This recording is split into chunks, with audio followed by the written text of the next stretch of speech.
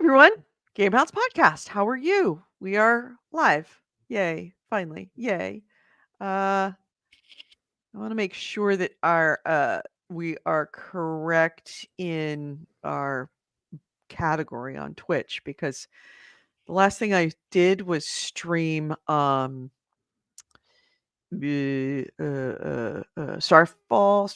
So I want to make sure that we are correct in our classifications of this. Hi, Nick. How are you? I'm good.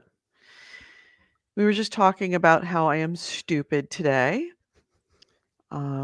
because I tried to purchase a cannabis product that is legal where I am, that does not make you high, but it helps you sleep, and I couldn't get it, so I tried something else, and it was not the same at all.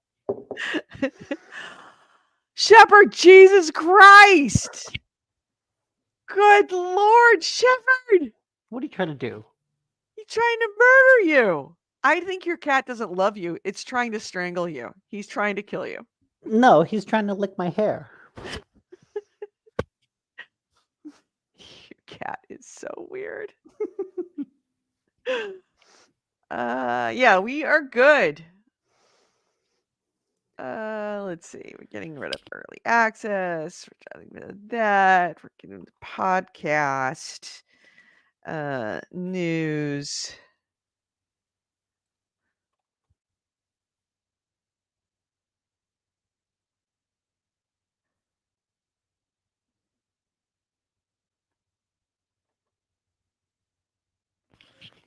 What does it look like when he's doing? What exactly is he trying to do? Let me take a look. I think Stand by. Yeah, he licks my hair. Uh-oh. I think he just disconnected you. He No, disconnected you. That's it. he keeps hitting the mute button. It looks like he's trying to bury his face in your back of your head. He's trying to eat your brains, is what he's trying to do. Well, I am very smart, so my brains are very full and Yes, very yes. flavorful. Very, very, very tender and tasty little nuggets. Mm-hmm. So for the day, we are going to change the names. There we go. Today we're the Game Cats podcast. Oh, geez, he's gone to the other side. Yeah, he's just You're knocking off the headset. he's just over the top right now. He's gone full mental on the back of your head. Mm-hmm. Shepherd, do you have no concept of gravity? He's just like trying to roll on his back while he's on the back of your neck. Someone's gonna get hurt, Shepherd, Yeah. and I think it's gonna be Nick. No, he does this a lot. This is usually when I take a break from work. And I'll let him do this for 10 minutes. Oh. Where's his head? There's his It's right head. there. Yeah. Shepherd, you are so lucky to have a dad that loves you so much because you'd last about 30 seconds in this house trying to pull that crap. Okay. I gotta put you down. There you go. Okay. As I have said before, I would love to have a man who loves me half as much as that cat loves you. Who we got in the chat? Cheapest creepers cat. He wants to make your face his face. Well, Jesus, when you put it like that, it sounds a lot less loving. Oh, there it is, right there. There's your moment of zen, right there. Gravity points in whatever direction the cat's feet fall. Yep, right there. Oh, That oh. look. Yep. So Listen, funny. you can't climb. You got to stay where you are.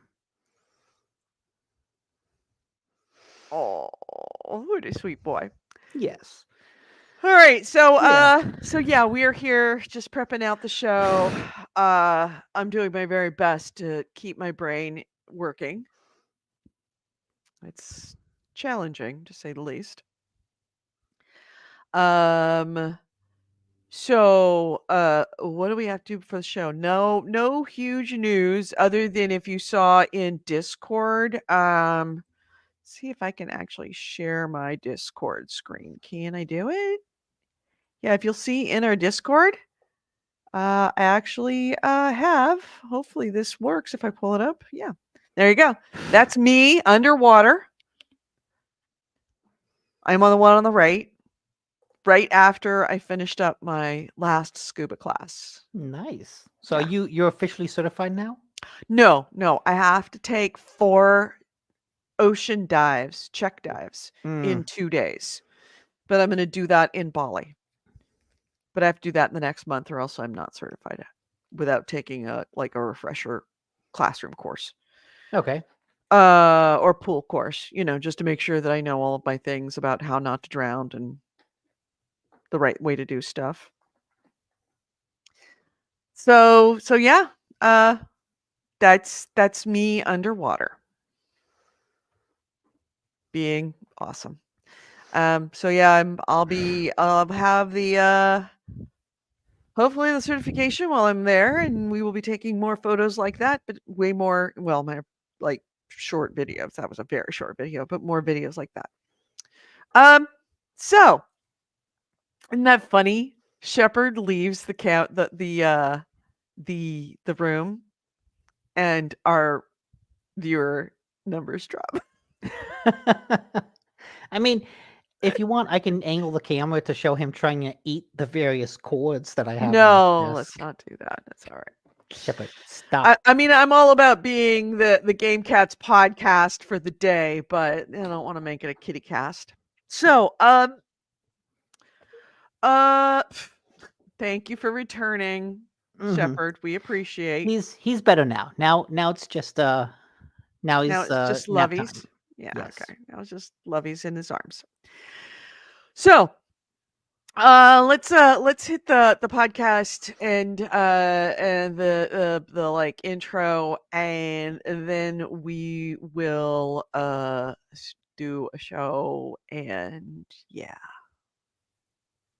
And yeah, This is show. this is this is post cannabis Edie, and she's really stupid.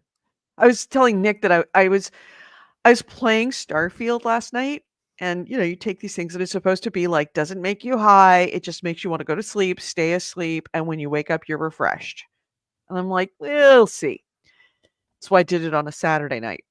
And I sat down, I took one. It said takes 90 minutes for it to kick in. I'm like, cool, no problem. So I take one, playing Starfield, and I realize that I cannot play Starfield. I'm not sleepy, but I cannot play Starfield because I am way too high.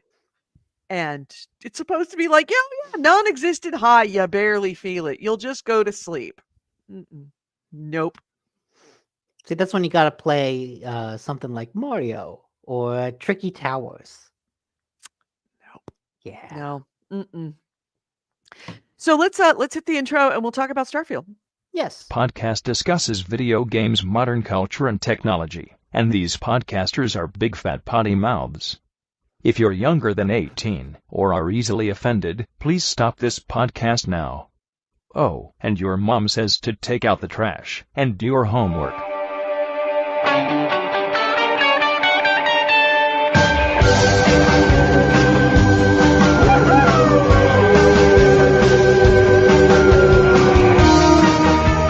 Hello and welcome to GameHounds episode 692. We are recording this on Sunday. What day is it? September 17th, 2023. I'm Edie Sellers. With me is Nick DiNicola and Shepard.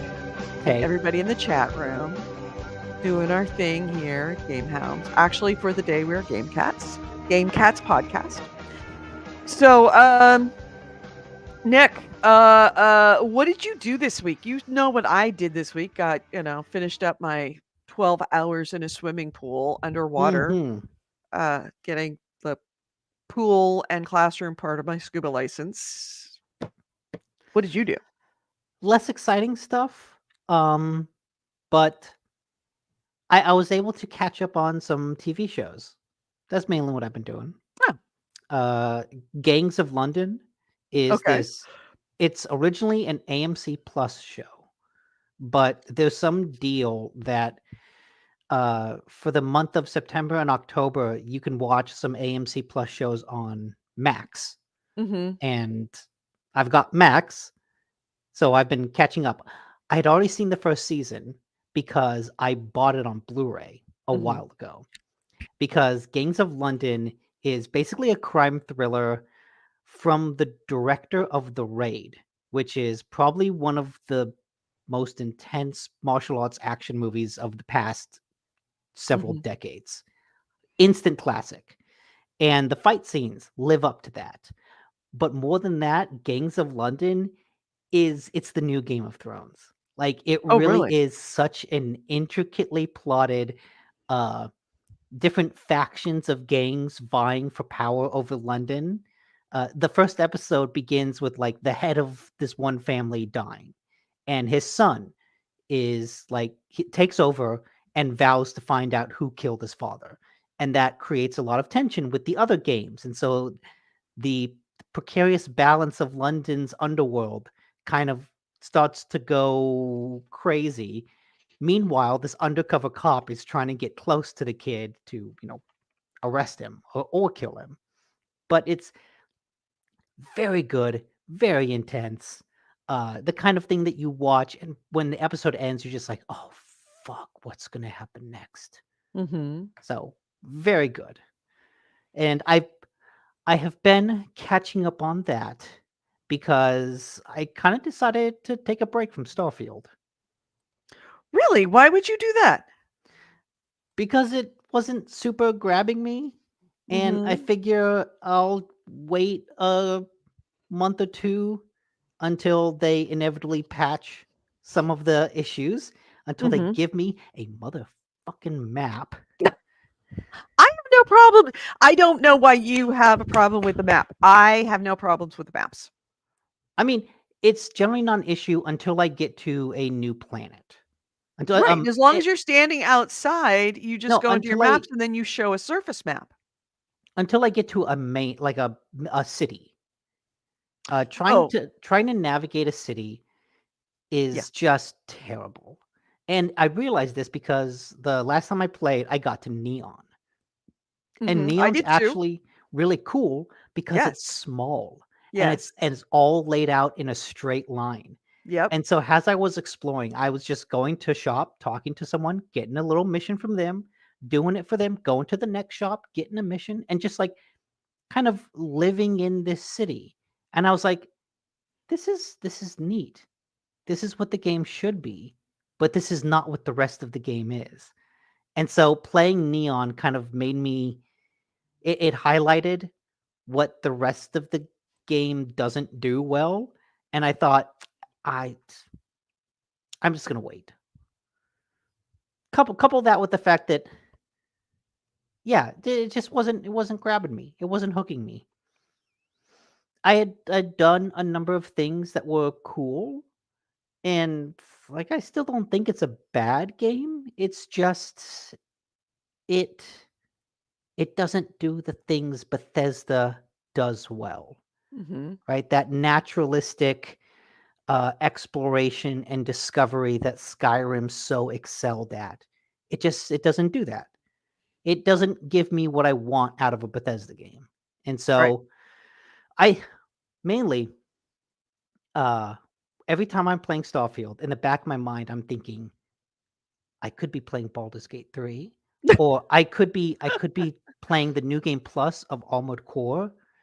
And so I think I want to play some of those other things so that the next time I start Starfield, I actually want to play Starfield and I'm not thinking about other games. I'm playing a lot of it, and I'm enjoying the hell out of it. Okay, good. But I'm with you in that the game really has not gripped me hard. It really hasn't. the story isn't really much of a story. Hmm. You know, and I think I'm not, you know, I'm not deep into the game, but I'm certainly enough into the game now that there should be a story developing that is compelling me to push me farther. How many of the main missions have you done? I have done quite a few. I've got 4 powers now. Okay. So I've got, you know, not Yeah, a you lot, but I have, but it's not an inconsequential amount. It's not like I just started. no, no. I know like getting the powers is kind of the turning point, right? Because that's the thing they didn't hype a lot. That was the thing they didn't want reviewers to talk about. Right. So the getting to powers is kind of the how far have you played in the story? So yeah, having 4 is pretty deep into it. Yeah. And the story has not really developed more than what it was before. It's there's these pieces. You need to collect them. They connect you to powers. Each of the pieces is associated with a power that you've got to go out and collect the power. And there's this group of people, and I say people because I'm not sure at this point, that aren't crazy about that idea. Hmm. That's about all we got. And it hasn't progressed. I mean, before I started doing the story, before I started getting the powers, I got to there's these pieces and you need to collect them. Then I got a Yeah. power and it's like, and they're connected to powers. And because I got my first power and these guys revealed themselves. I've subsequently had 4 fights with them, one of which was an actual death squad that I think it was I don't say glitch, but like one of those Bethesda happenstance moments in that they just revealed themselves. I talked about how their ship was so different than everybody else's ship and nobody had ever seen anything like it. And then I'm on a planet looking for I think it was I was looking for a temple or something, some reason I was on the planet. And one of the ships lands in front of me and then shoots up a bunch of spacers. So I Oh. run up to the plant to them, shoot them, and then try to hijack their plane. Their plane. Oh. And I couldn't, unfortunately. But I mean, I was like literally crawling on top of it. So, but they had the door blocked.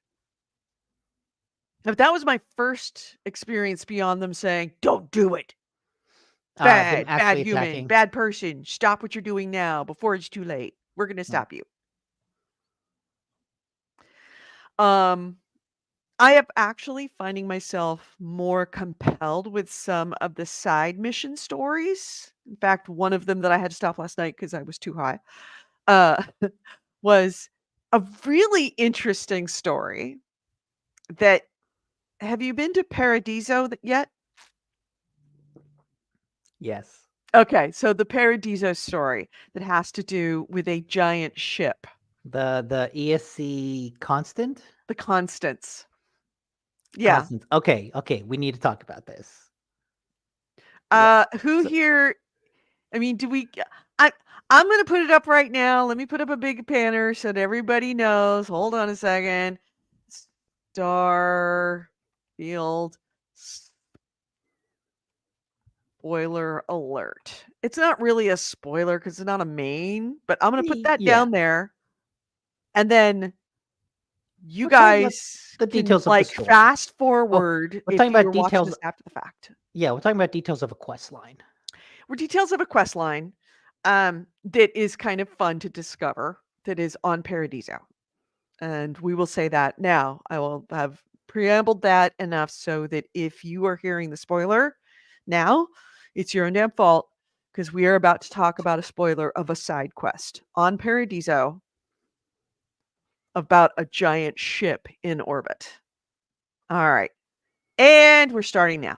So, yeah, what do you need to know about this? Because I actually found that story way more interesting than anything that I've had in the game so far. Yeah, I enjoyed that story. The Have you premise done is the whole that quest? Because I'm only halfway through, so don't wreck it. oh, I did the whole quest. Okay. How did you? Okay, so spoiler alert to explain what we're talking about. Yes. The ESC Constant is this colony ship that left Earth like 200 years ago.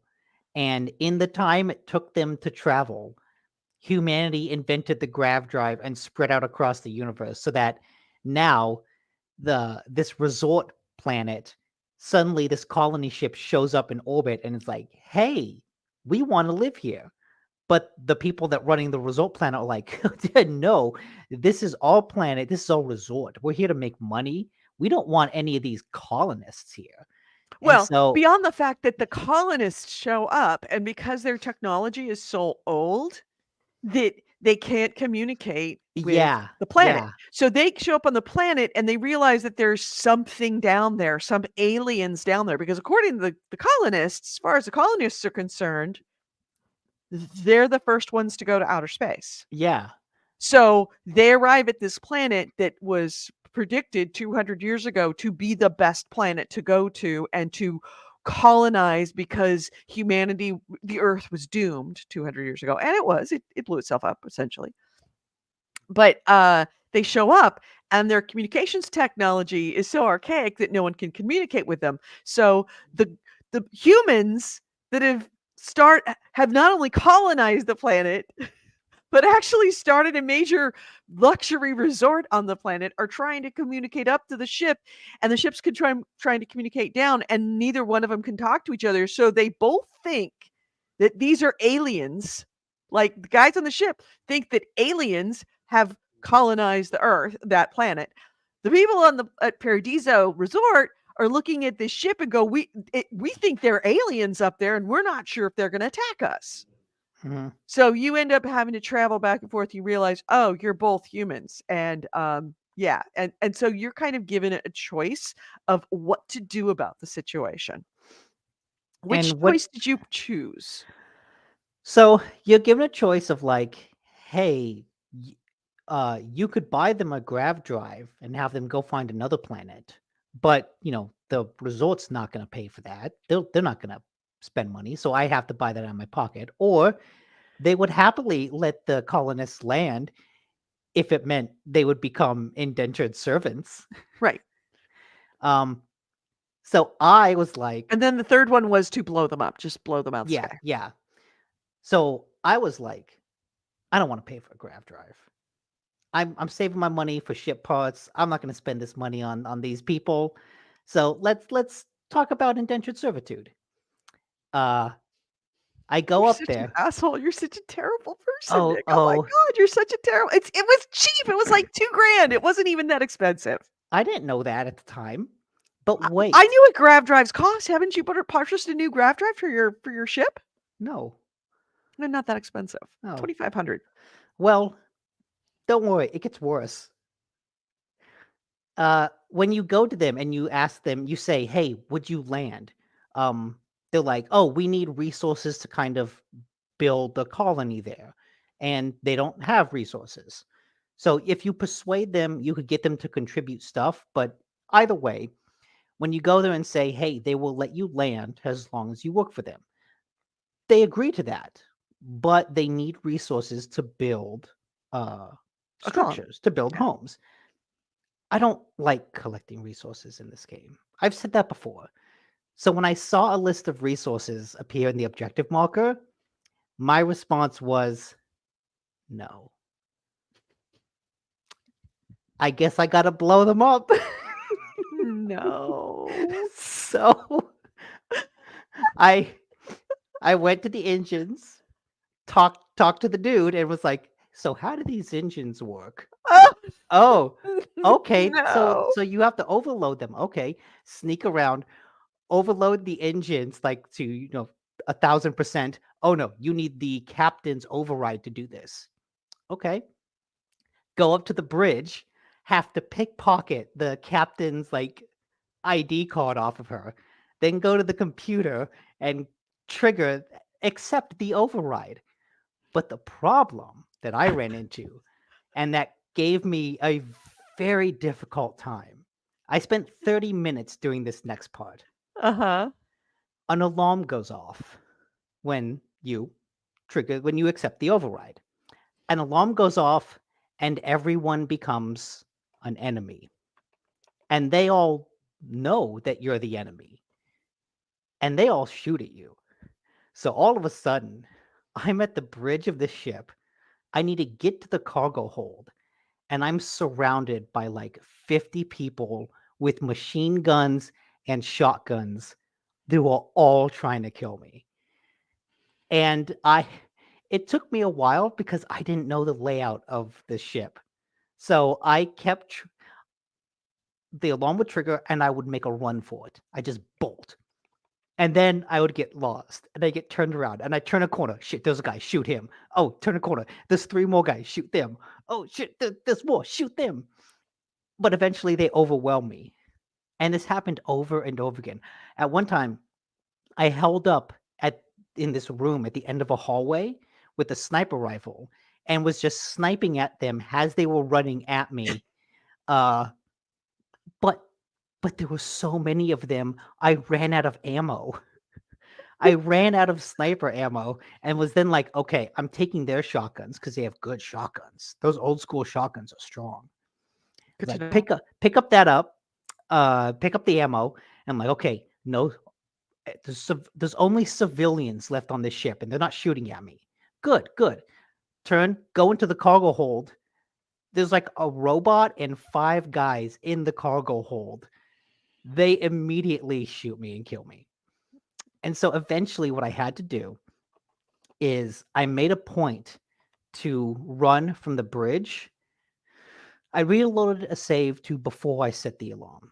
And I ran from the bridge to the cargo hold over and over again, finding the best route. Like I was researching the most efficient route through the ship. And Mhm. once I found that, I triggered the alarm, made my break, and this time, since I knew where to run, I was able to run past that whole group in the cargo hold, get onto my ship, undock, and flew away. And got to see a nice fireworks show as the Constance blew up. And Wow. yeah, th- that was really really fun because it had like the ups and downs. It was like that quest in Fallout 3 where you choose whether to nuke the town or not. Mhm. The really early quest. And like it was fun. I started like, oh, I want to help these people, but I don't want to help them too much. And then helping them proved to be an annoyance. So I was like, I'm just going to kill all of you. But then that proved to be harder than I thought it would be. But at that point, I was in too deep and I couldn't turn around. I had to kill them. And so that was like a fun, it had its twists, it had its turns, it had its ups, it had its downs. Yeah. And then when I went back to Paradiso and told they're no longer an issue, the CEO was like, good, don't tell me anything else. I don't know how you did it, and I don't want to know, but good job. And then I got a free room and board. Nice. He gave me a free room in Paradise. Nice. Well, I have not done this, and I did not opt for that option. I bought the grab drive, and then you have to go to like a grab drive dude on the planet, and that was when I realized that I was too stupid to actually complete the mission because I forgot that I had to go see the grab drive dude. So I went back up to the ship, and it's like, "What are you doing here?" It's like, "Oh, fuck, grab drive. Oh, yeah. Yeah, I should go to bed." And then you went back to the planet, and you're like, wait, what am I doing What am I here? doing here? Who are you? Where are my pants? So yeah, that's essentially what I ended up doing, and we'll see how that turns out later tonight. Um, I will say one of the cool things about Paradiso is in the room I got, there's a balcony. And the balcony gives you a really nice view of the world. Well, mhm. I had a quest that was like, go talk to this guy on the beach. From my room on the top floor, I could see the beach. And I thought, you know, it takes a couple loading screens to go from the world Yeah, that's the ship blowing up. It takes a couple loading screens to go from the world to inside the building to my Mhm. room. Mhm. But I'm in my room and I'm looking out at the world. And so I thought, I've got a jetpack. I need to get down to the beach. Why bother taking an elevator? So I just jumped, Mhm. and sure enough, it worked. Oh yeah, Like no, I that's how I get around New Atlantis. To get to my ship if I can't fast travel mhm. because I'm overloaded, I just jump off of all of the like because the ship is the lodge is up here. And the ship is Mm. way down here, like, several stories away. So I just jump off of each subsequent, like, over the walls until I get to the I the I I the gotta do that spaceport. next time I play because Yeah. it was really fun just jumping off there and being like, "Later, Alejandra," and we is this gonna work? Yes, it is. Yes, it is. I started okay, so now spoiler alert over. So you essentially got half the way through it, well, halfway through it, and then you realized it would actually take more work, so you just blew them up. Mhm. Yeah. Hey, look. I'm not a fan of the resource collecting. You Yeah. ask me to collect resources, I'm just gonna kill you. Yeah, true. Eh, That's fair point. Fair point. I did a couple quests on Neon that were fun, like a couple good persuasion ones. I was able to persuade some people and not resort to violence, and that was cool. Just because I Mhm. want to get their persuasion up. Right. Um, I, uh, um, delved into, settlement building. Oh, And if you hate collecting resources, you will fucking loathe this. yeah. I knew It from the is beginning that I it wouldn't is want to do that. so buggy. I mean, I don't say buggy, it's just so like I don't know why they spent so much time creating this incredibly complex mechanic of building resources. I think that they were I see why they did it because it's like it can be a settlement builder game. Hmm. Yeah, but A, it does not do settlement building very well, number to start with. And B, you're trying to be too much to too many people. You put a lot of time, you put a lot of effort, you put a lot of mechanics in here. Clearly it cost you a lot of man hours and therefore money to add this to the game. It doesn't enhance the game, and what it adds, it does not do well. There are better games for doing this. Yeah, So I it's trying too hard. It's trying to be too much. It mm, spent too much time and effort where I would rather have had it put on other things or just don't include it just because it's it's it's not it's not fun. ah, At least from where I am. I have put down so many settlements and realized only after I put them down that they were wrong. Like you need a settlement like kiosk, right? That gets you into the build mode. Then you need a power source so that you can put down excavators and excavate because that's the whole purpose of them is to excavate materials.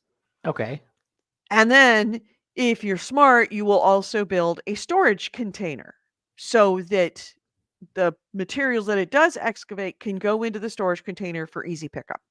okay, And you could build a bunch of other things like you could build a um a little a living quarters area and you can put in benches, workmen's benches and research bench and the industrial crafting bench, the weapons crafting bench, the spacesuit crafting bench, all those things you can actually add to it. And then there are also areas where you can like decorate those areas, those internal spaces. Um, First off, it doesn't do a very good job of explaining where you should place your settlement. And second, I placed a settlement and I did this power. And I did the excavator. I did the storage container. And I left and I came back. And there was no aluminum. And I'm like, why is it not excavating? I don't get it. So I'm going into the build screen and like, did I forget something? Or is there something? Only when you actually walk up when you're not in the build screener, when you walk up to the excavator, do you see that there is a menu for wiring it to the Oh, electrical container jeez. or to the electrical source, to the solar array or the wind farm. That's in And depth. only when you go to the excavator do you see that there's also a little option for output routing, so that you have to physically route the output to the storage Hmm. container so that it actually outputs into the storage container. And you can't go the other direction because it's an output. That's excavating. There's no input. Right. If you go to the container and you try to pick it there, it's also doing output. It's an output link, not an input link. So you run it from the storage container to the excavator. It's actually outputting from the container to the excavator. It's not outputting from the excavator to the container, because you can output from the container to a transfer container. Now, I have yet to get a transfer container because I did waste an awful lot of resources building settlements that were failed. Like, it wouldn't let me place things where I wanted to, because it was either too close to another something. I don't know. There was a couple of places that were bugged. So since But you don't have inevitably, a transfer container, can you not get those materials? oh, you have to walk up and manually pick them up and then Oh, okay, bring them okay. back to your ship. You can absolutely do that. You don't even need a storage container. You can manually go to the excavator and go pick them up, but it stops at the maximum of 20 units. Okay. So yeah, you're better off having a storage container.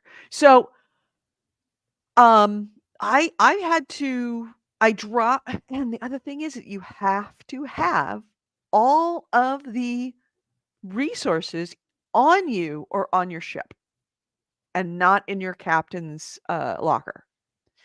So you've collected hundreds of resources, thousands of pounds of resources, and you've got them all in your in because the only storage container that you have that has no limit to what you can put in them is the one that's in your room. In Oh, okay. in The lodge. the lodge, right? So you have to go to the lodge, pick up all the resources that you've got, all of them, because you will inevitably need one or more of them, and you don't know what you need until you get there. You can't go into the build menu and say, when you're not on the planet, and be able to say, okay, I need to build a storage container. What do I need for a storage container? If you don't know that, then you kind of have to take everything with you. Or if you want to build multiple things, you kind of want to have to take it with you. So you run out and you're running around. You're literally got hundreds of pounds. By the way, when you reach a certain amount of overburden, you're overweight. Yeah. When you reach a certain level of being overweight that's ludicrous, when you walk or run, remember they say, oh, it doesn't really cost you anything to walk or run if you're, if you're over encumbered. You actually lose health. I did see something, and as your Helsing posted this in the Discord. If you're really over encumbered and you start walking, you will lose health, but you'll never die. You'll never die. Except everything that you do that would otherwise cost you health, like for example, falling from a little too high, or like your grav pack doesn't quite fire off in time before you make a hard landing, that does reduce your health Oh, yeah. more. Oh. I So guess it as you're makes sense. building, you Falling could would be be losing more. health in other ways, and that will kill you because your health is so low. And your health doesn't recover. Yeah. So, yeah, you can absolutely get yourself killed by being over encumbered, just not strictly by being over encumbered. It puts you at a significant disadvantage. Heaven help you if something shows up, like some Yeah, a beastie spacer, shows up while you're beast. building something and attacks you, you're instantly dead. So you could get out on this planet and you're over encumbered by a couple thousand pounds. You're on the verge of death the entire time, right? You're When you're in the build process and you're moving around in the build process, it still counts as movement, even though you're in the build mode. Hmm. And you could have thousands of pounds on you, but you're missing one piece of tungsten. Gotta go back to New Atlantis or You wherever can't and like. buy some tungsten. Could you build a storage container and then just dump all the stuff in there?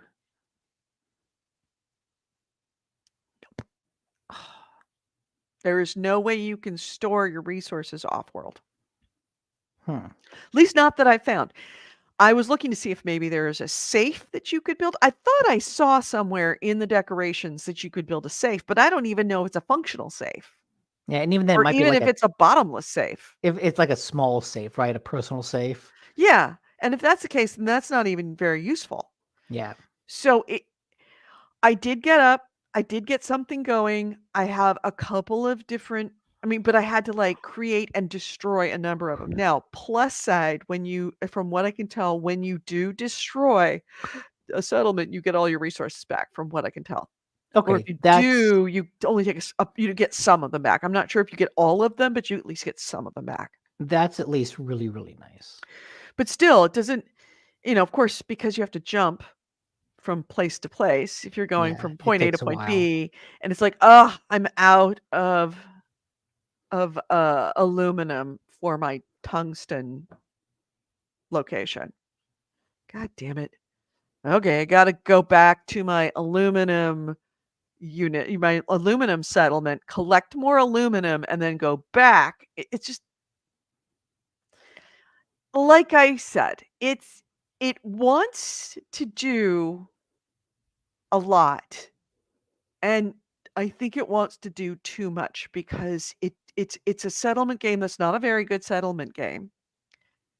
And resource collection is such a pain in the ass. And once you get the resources, it's hard to figure out. You can create a fabrication machine and you could fabricate things and sell them. And I could see where it's happening. And you could also create like a cargo connection between settlement A and settlement B. So settlement B will connect to settlement A and send them all their materials, which I also see Okay. as being very helpful. But you still have to build the infrastructure for that, and it's very time consuming, very laborious, and not very fun. Eh, as you're talking about this, I'm reminded that in Skyrim, I got super, super into blacksmithing. Yeah, And like I mastered that out.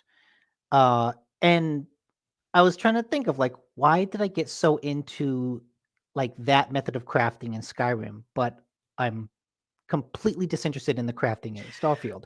And I think it because has to do with the materials. Like the fact is I don't know what materials I need to upgrade anything. In Skyrim, it's easy. If I want to upgrade a thing, I get steel ingot, I get gold ingot, I get, iron ingot. The crafting materials are very self-explanatory. Was in Skyrim, that was a Starfield, I get like, oh yeah, here's some sealant. I don't think I need sealant. Here's a cryo tube. The fuck is a cryo tube for? I don't know. Mhm. And so like I don't feel obligated to save anything because I don't know what goes where. Right. The only thing that I could see of a something you could use versus something you can't use is in the description. If it says it's a unit for crafting, then it is. If it doesn't say if it's can be used for crafting, then it's Yeah, not. but like But that doesn't it's what still does the list crafting of mean? stuff is massive, and I didn't realize this until last night, is that a lot of these things like sealant and tissue and fiber, you can get from plants. You have to walk up the plants and manually, like, harvest them. Oh. Hmm. And you can have seeds that are fiber. You can have leaves that are fiber. You can have stalks that are fiber. You can have this that's a tissue and that's a tissue and all these other things that are tissue. Gets like the tissues you'll get off of dead animals if you shoot animals. So the list of stuff is fucking long, absolutely long, and not very well organized because everything is organized alphabetically. So all the tissues aren't together because the first word they use is seed Oh yeah. or leaf. Well, that puts them in two different places in It's like your you want to organize it by inventory. type. Yeah, because if I need sealant, I need sealant. I don't wanna have to go through the entire all 300 different individual items that I have in resources in my bank to figure out which ones are sealant and which ones aren't. Yeah.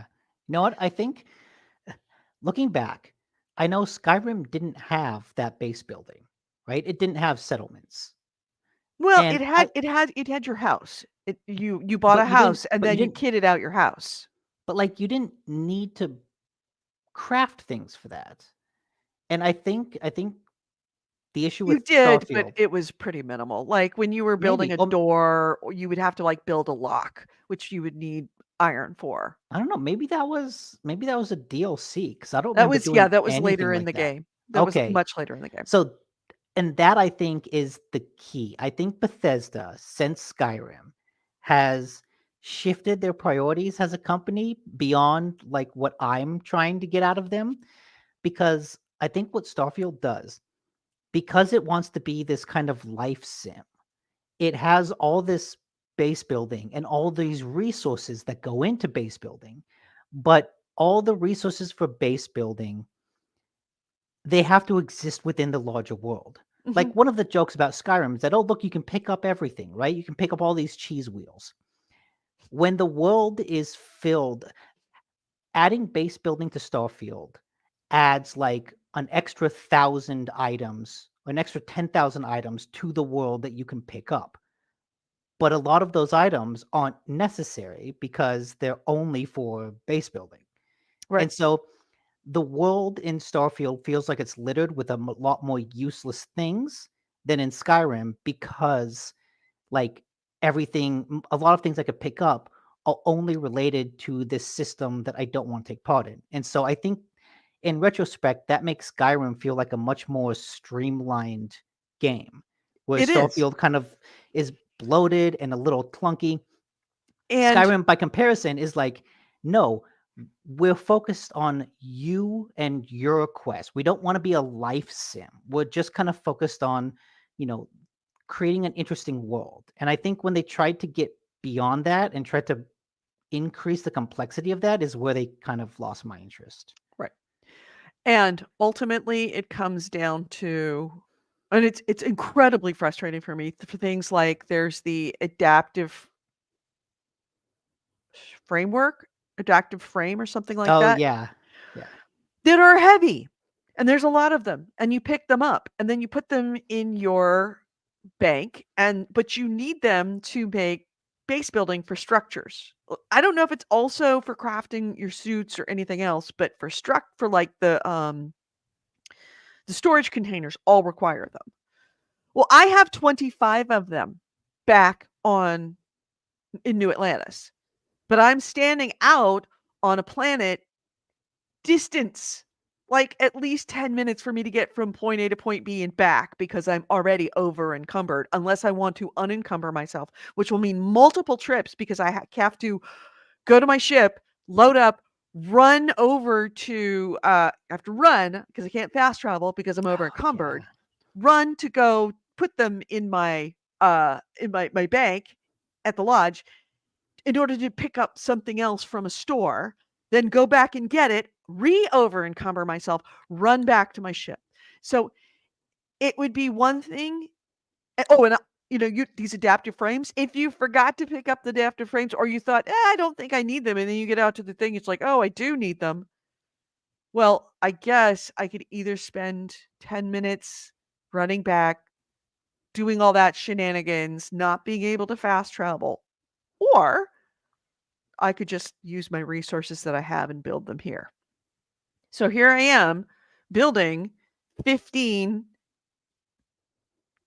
of these frames when I've got 40 of them sitting back in my storage back on New Atlantis, but I can't get to them, Yeah.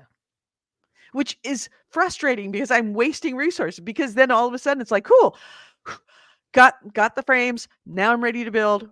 Fuck. Now I'm out of aluminum. It's the fuck now I'm out of blank. That's the problem. And really, ultimately, I forgot where I read it or who said it, but I think it was a headline that Starfield has finally shown the problems and how awful the concept of over-encumberment Yeah. is Oh, in I think that video was the games. the Gymquisition. The Gymquisition? Yeah. Yeah. If those frames didn't weigh anything, like, if your resources didn't weigh anything, like your ammo, Yeah. then this would be not so torturous. I would be more willing to engage with that system because I could collect things and not worry about the weight. Right. Because you know what else is annoying? You know what else weighs a lot that's pretty necessary? Aid Shipped parts. and ship parts. Shipped Holy parts shit. You put specifically. 3 ship parts on you, you're done. Yeah. They're 10 pounds each. They're 10 And pounds so each. but they're necessary. I want to get into ship fights.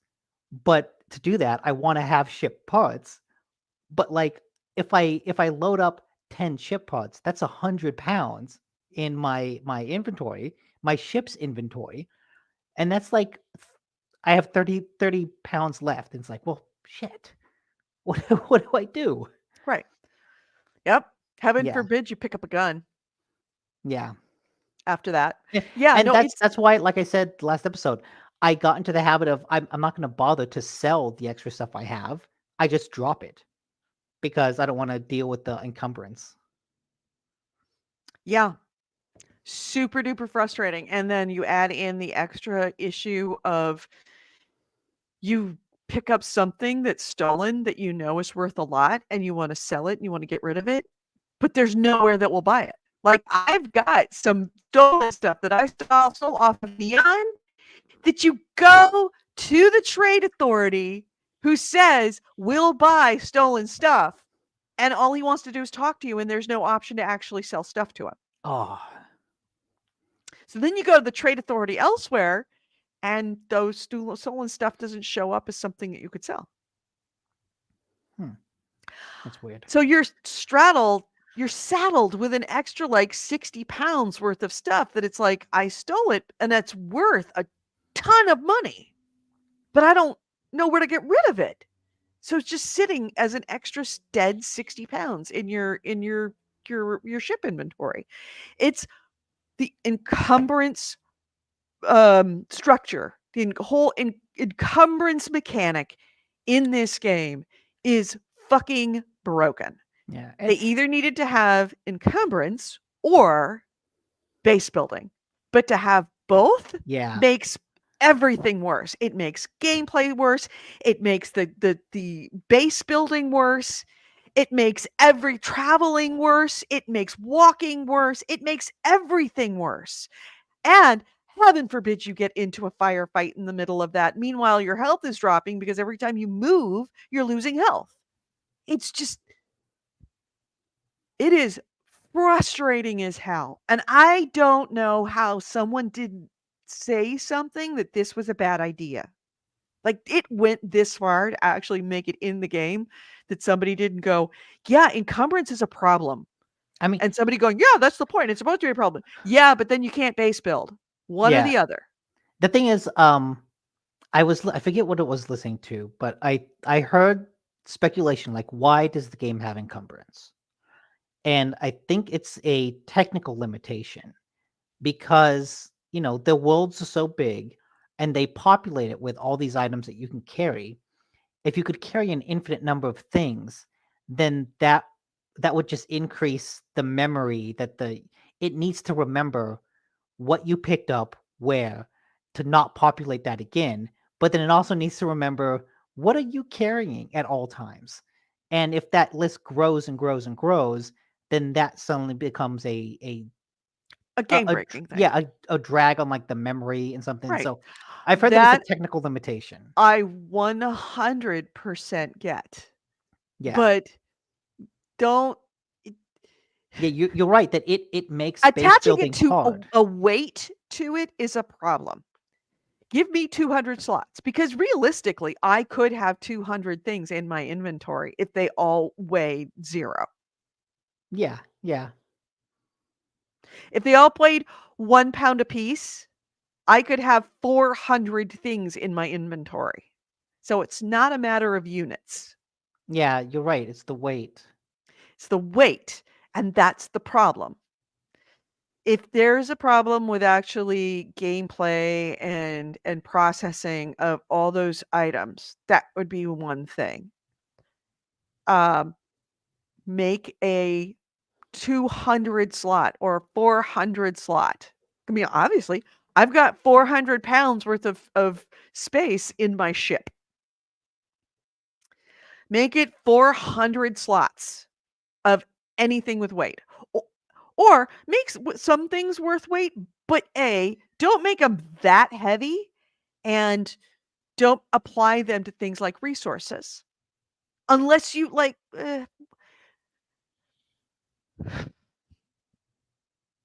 Elder Scrolls Online.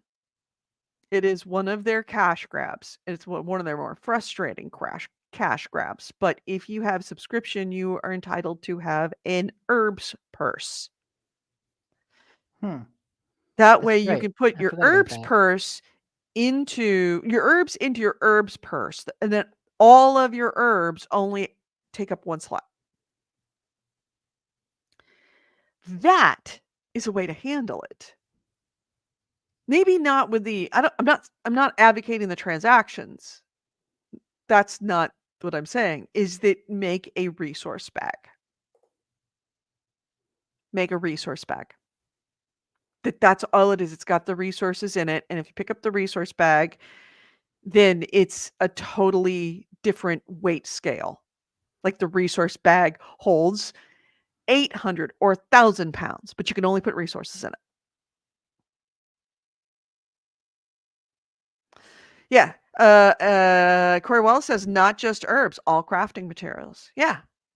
And that's the way that they handled it for pay. I'm not saying that Starfield should have something like that for pay, but I am saying that it would be really nice if there was some alternative to carrying around 2,000 pounds of resources on your back because you want to go to build an outpost. That's even fine.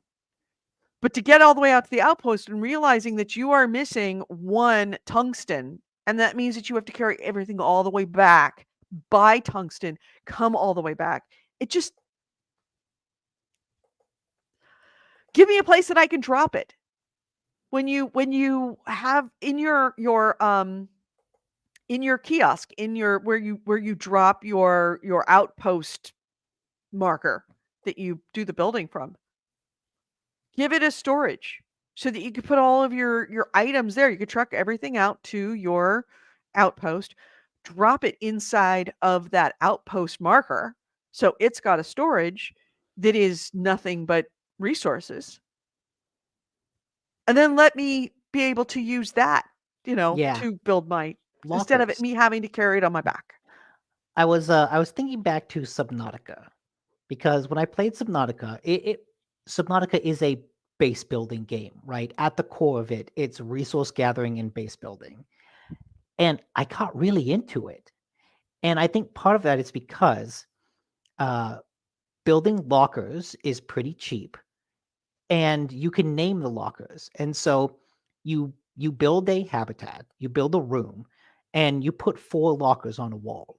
And then you can kind of name them as this one has gold, this one has silver, this one has Like storage chests. electric part. And there is a lot of inventory management involved in that game, but it's designed to make that a little easier. And yeah, having It's the lockers, same thing with Starfall. No, not Starfall. With cheap. Stardew Valley, it's the same thing with Minecraft. Is you create a storage chest, you can Yeah, name that storage chest. It's got a limited amount of space to it, and then you can build another one. But you can create remote storage spaces elsewhere. yeah, That that doesn't seems to be the exist. real kicker. Yeah. Um, I think that was adding that base building was a huge mistake. Number one, because they couldn't make a good base builder inside of an RPG like this. And what they did, they half-assed, not thinking through the logistics of trying to play the game and making the bases. With the mechanics that you need, like apparently item limits in your possession. Do you know what does base building do? What does that resource gathering do? Like I know it gives you a I'm bunch of not stuff, but well, like what's the end game for it? Do you I know? think that the end game for it is, and it's hard to know because it doesn't explain it very well, is that if you build enough bases that are making the right materials and then shipping it to a automatic fabricator, then you can fabricate parts or fabricate items in order to sell them for money. You essentially go Okay. into the gauge business. Okay.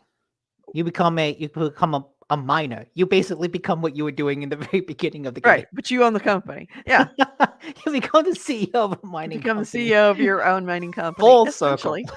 Yeah, and I mean, you can assign and I like the idea that you meet people either in bars or people that are in the lodge or other people along, like you get Min back as a companion, but you can assign them to work at your mining facility because they have mining and geology skills, or outpost management skills. So you can assign them to the outposts, which is great because I like the idea of like, okay, you meet people along the way and say you have one companion you really like. Like I love Sam Coe. I'm going to play with Sam Coe. He's badass. He's great. I don't see any reason to switch him off all the time to everybody else.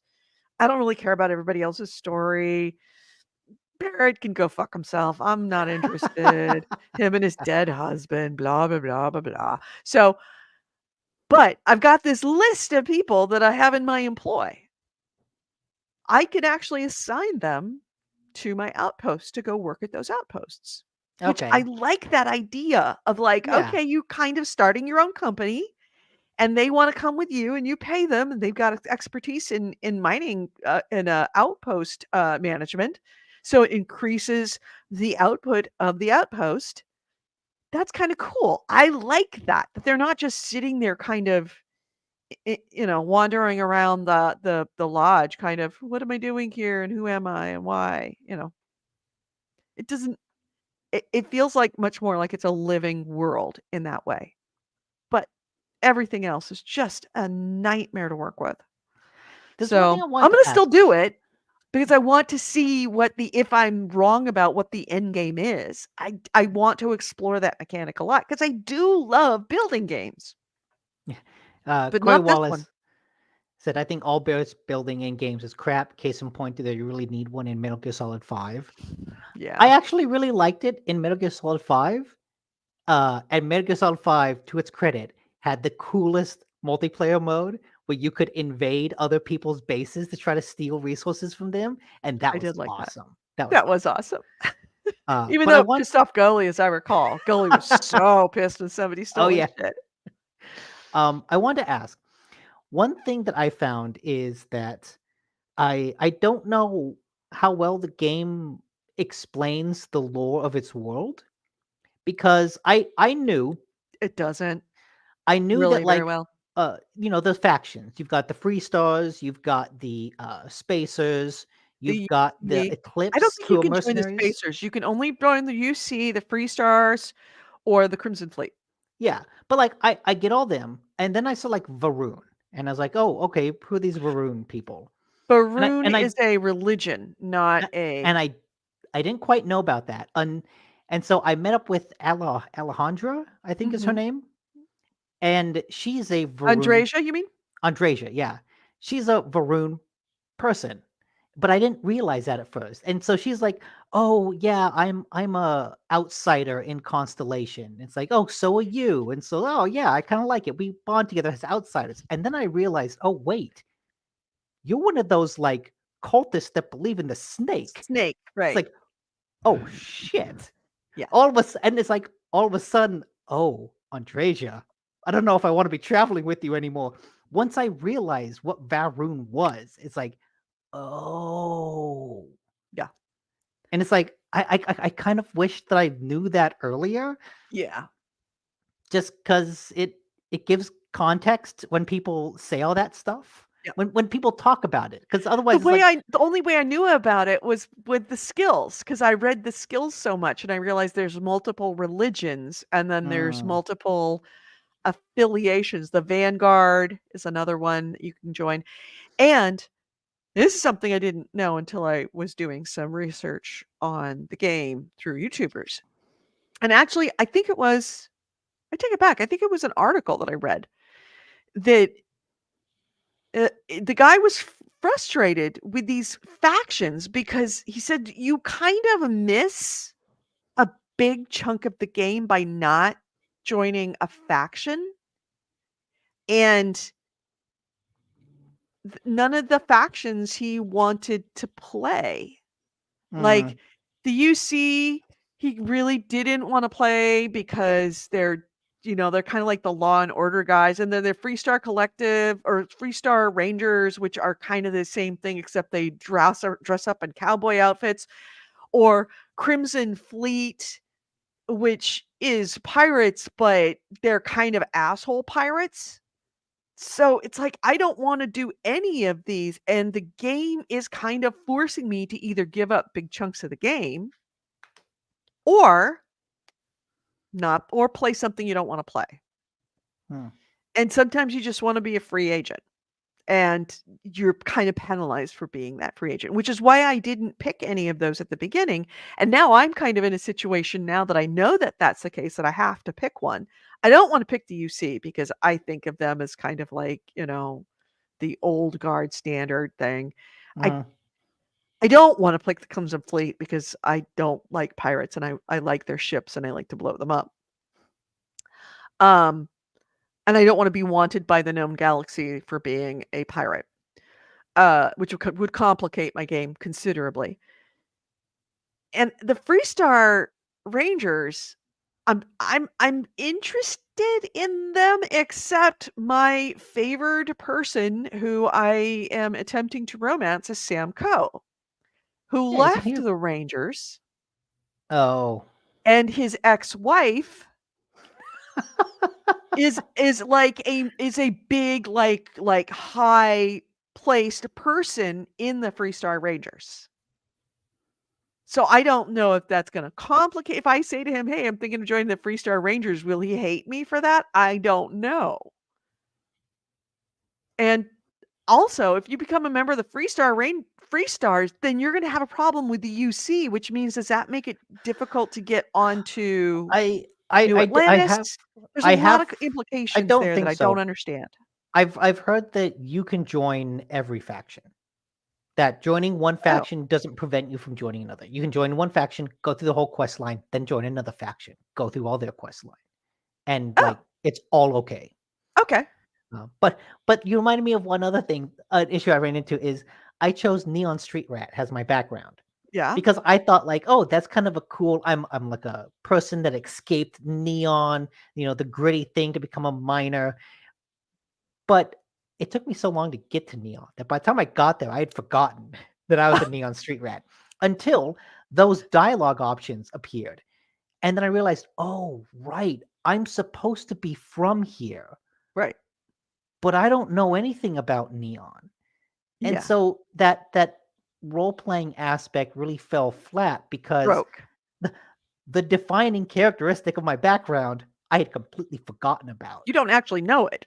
Exactly. I'm a Neon Street Rat on paper, but I'm not actually that at all. Right.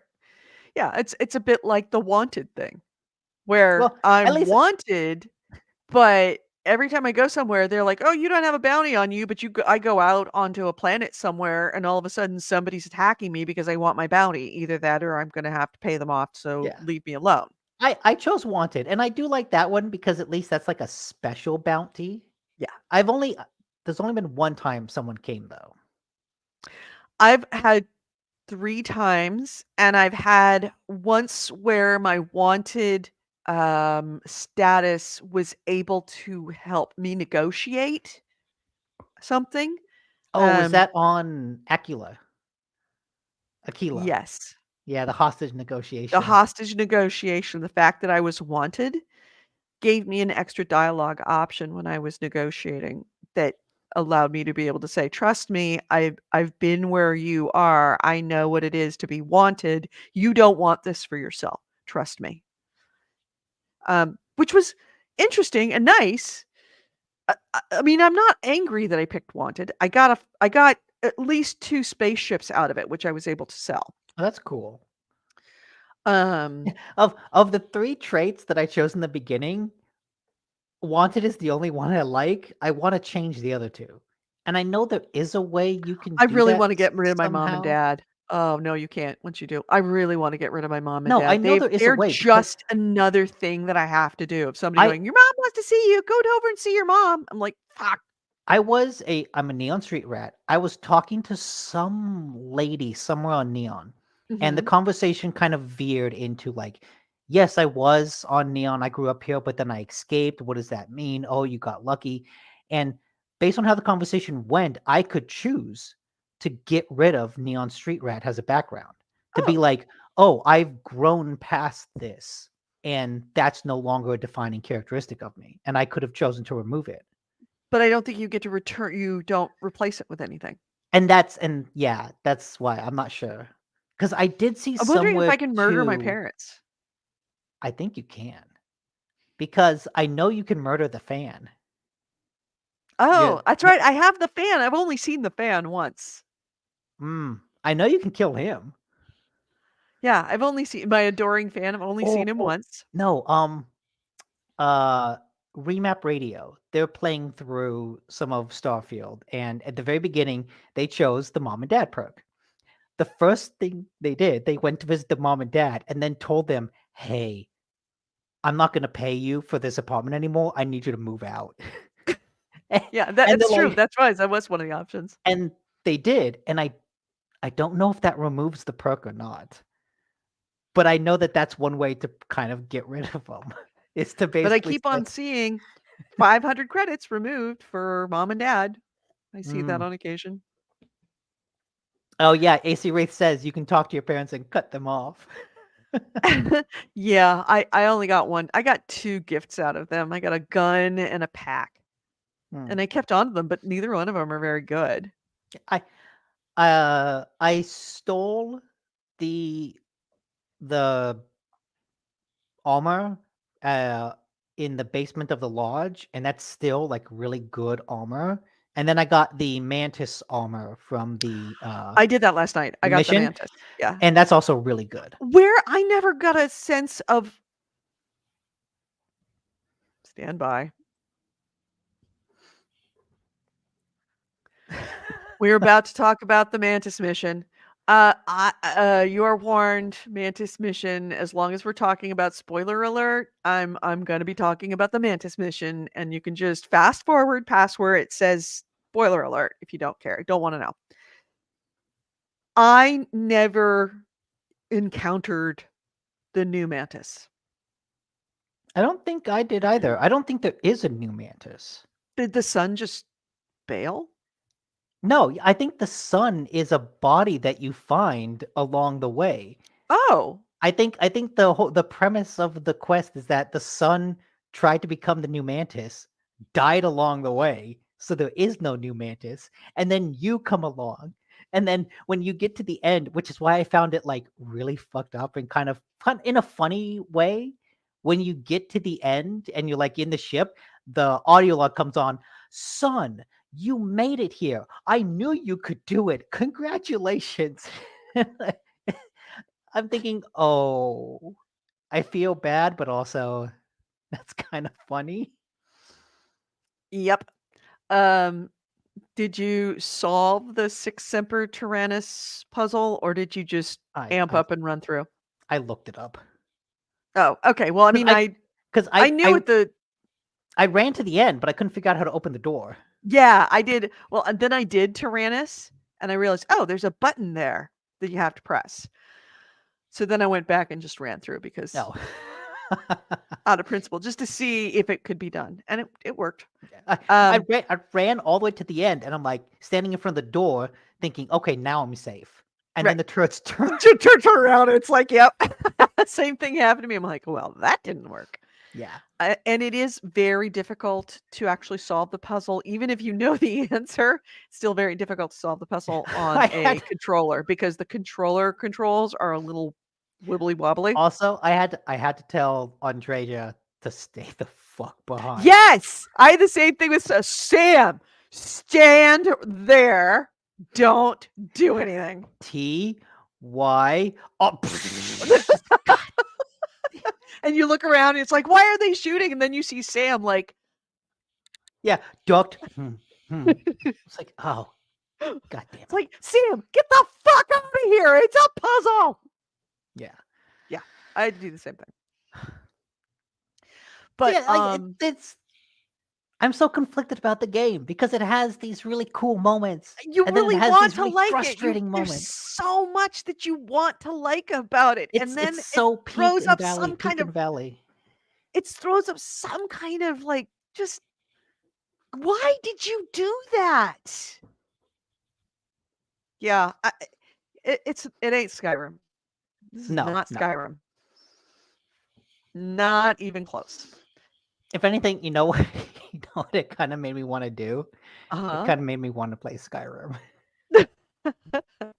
Oh, one other cool thing. Let me see if I can find it on there. As I met. Have you ever like played a game where it is you find somebody who in real life looks like someone in a video game?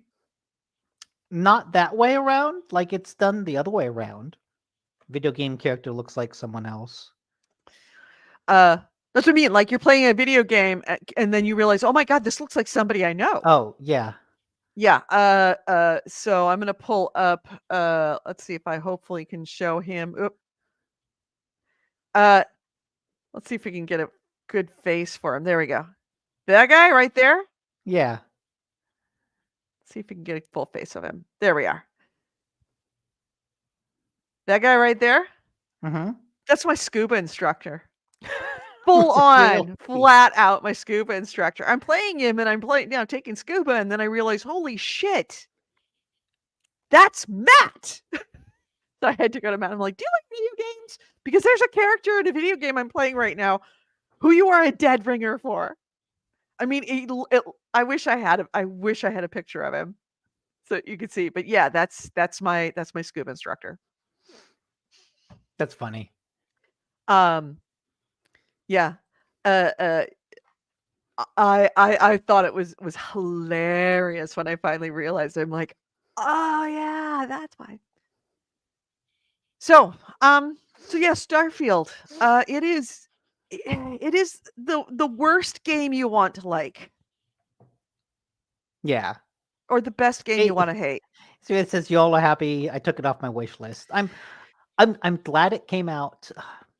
I'm glad it came out on Game Pass. I don't know if I would have paid full money for it. Like I probably would eventually. I'm still glad that I bought the collector's edition, that I spent the $200, $300 for this collector's edition. I think in the end, I would totally buy it on sale. But like I said, at this point in time, I think there are other things I want to play more, and I hope that they patch out some of the issues for Starfield to make it better. It feels like Starfield, they spent, and it's actually surprisingly not buggy for a Bethesda game. Yeah, I haven't encountered a whole lot of bugs. Yeah, which is kind of like surprising. They spent a lot of time making it not buggy. They definitely spent a lot of time on the QA. The problem is that I don't think they had a lot of playtesters to tell them beyond just the technical issues, to tell them, does this work? Is this fun? And I've never heard of a game of any developer. They have QA testers to check for bugs. Mm-hmm. They don't have fun testers. so that they don't know that, okay, we've got this great idea for this interesting mechanic. And I know I'm in love with it, so I'm a little too invested in it because it was my idea or we think it's a good idea. Let's bring on the fun testing crew. Put it in front of them. Is this fun? Does this work? Before we spend a bunch of money or a bunch of time fleshing this out, does this mechanic work Yeah. within the game? And I think that they missed the fun testing. Hey, stop. I have great hope for the future that it will get a Yes, lot of things. There's definitely going to have to be some mechanics that are patched out, and I haven't given up on the game because I really want to like it. yeah, And that is the Todd effect. and that's why 100% the Todd effect. I would like to wait until they patch out some of the frustrations. Maybe add something, some sort of icon that indicates if a crafting resources is for base building, is for helmets, is for guns. Because I would love to modify some guns, but I don't know what I need to collect. I And then, have tried to modify guns. It's nearly fucking impossible to modify guns because you don't have the equipment unless you're carrying it on you. If yeah, you put it in your safe upstairs, you can access everything on in your inventory. You can access everything in the inventory of your ship. The two inventories that are the most limited, that are the most problematic for you having too much in them. But mhm, if you put them in your safe upstairs that has no limit, which is where the natural place where you're going to put all of these incredibly heavy resources in that you're going to save, you don't have access to them at a crafting bench. So you have to run upstairs, put everything on you, and then run downstairs. And heaven forbid you wander along in some of these missions, like in the middle of the mission, you're shooting spacers and you're halfway through the floor plan and you come across a workbench. Ain't nobody got the resources to work on a fucking workbench at this point.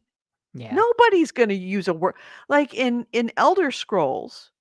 You come across a workbench because you've got your bag. You can actually craft up some legendary items if you come across a random workbench somewhere. But you can't do that here in this game because you can't carry that much stuff unless you know exactly what you need, and you're always carrying all of like the parts to make it happen. yeah. Oh, so frustrating that way. It's like somebody didn't think this through all the way. The fun the fun cops, It's the the ones that inventory. prevent things from not being fun, Yeah, were not consulted. the inventory management provides like a constant level of frustration that you know eh, and it's not necessary or all that relevant to everything else in the game, No, and so it's kind of like this level of frustration that you can ignore, but it's also like it's always kind of there bugging you. right. And yeah, I know it would absolutely improve my gameplay if I just got rid of all the resources, didn't build any bases, didn't worry about upgrading any of my equipment because let's face it, equipment, it is like water in this game. It's pretty much on tap 24/7, hot and cold. Yeah, You get lots of good equipment very early on. Um, I it would bother me because it goes against everything that I know, that when I'm passing by a resource, like I see it glowing blue, I wanna get it. And I feel like I have been screwed over so many times in late gameplay by not getting involved in one of these more like slightly boring things, like not building up this skill or not doing this or not having a blacksmith skill in Skyrim. It's you get a lot more out of the game by having that skill than not having that skill. So it goes against my grain to just completely ignore all crafting. hmm. And I'm also concerned that I could completely ignore all crafting, get to the end and realizing, "Oh shit, I really did need crafting. Okay, now I've got to play a like crafting game for the next 3 weeks in order to get my skill up so that I can complete this mission." Yeah. And I don't want to be in that bottleneck. Uh yeah, it tried to be Skyrim plus Elder Scrolls plus Mass Effect and didn't throw anything out. It hoarded all of the mechanics all in one place, and hoarding is bad. You can't keep all the stuff, and for a game that makes a big point of limiting what you can carry, I wish somebody had over encumbered Bethesda to stop them from Star putting all the fucking mechanics in one game. Starfield is over encumbered. Starfield is over encumbered. Hmm. So yeah, I mean, I'm hoping that somebody realizes that these what the core issues are and makes the bold choice to either remove them or do something to improve them. I don't know that a lot of these can be improved to the point of being actual fun, but at least take out the suck Yeah. so I that mean, if from the sound of it, becomes neutral. if they linked your lodge safe with all of the buying and selling, that would make things way easier. Or allowed you to build saves other places so that Yeah. you could store Yeah. resources in your outposts. If you could save resources in your outposts, instantly your outposts have value.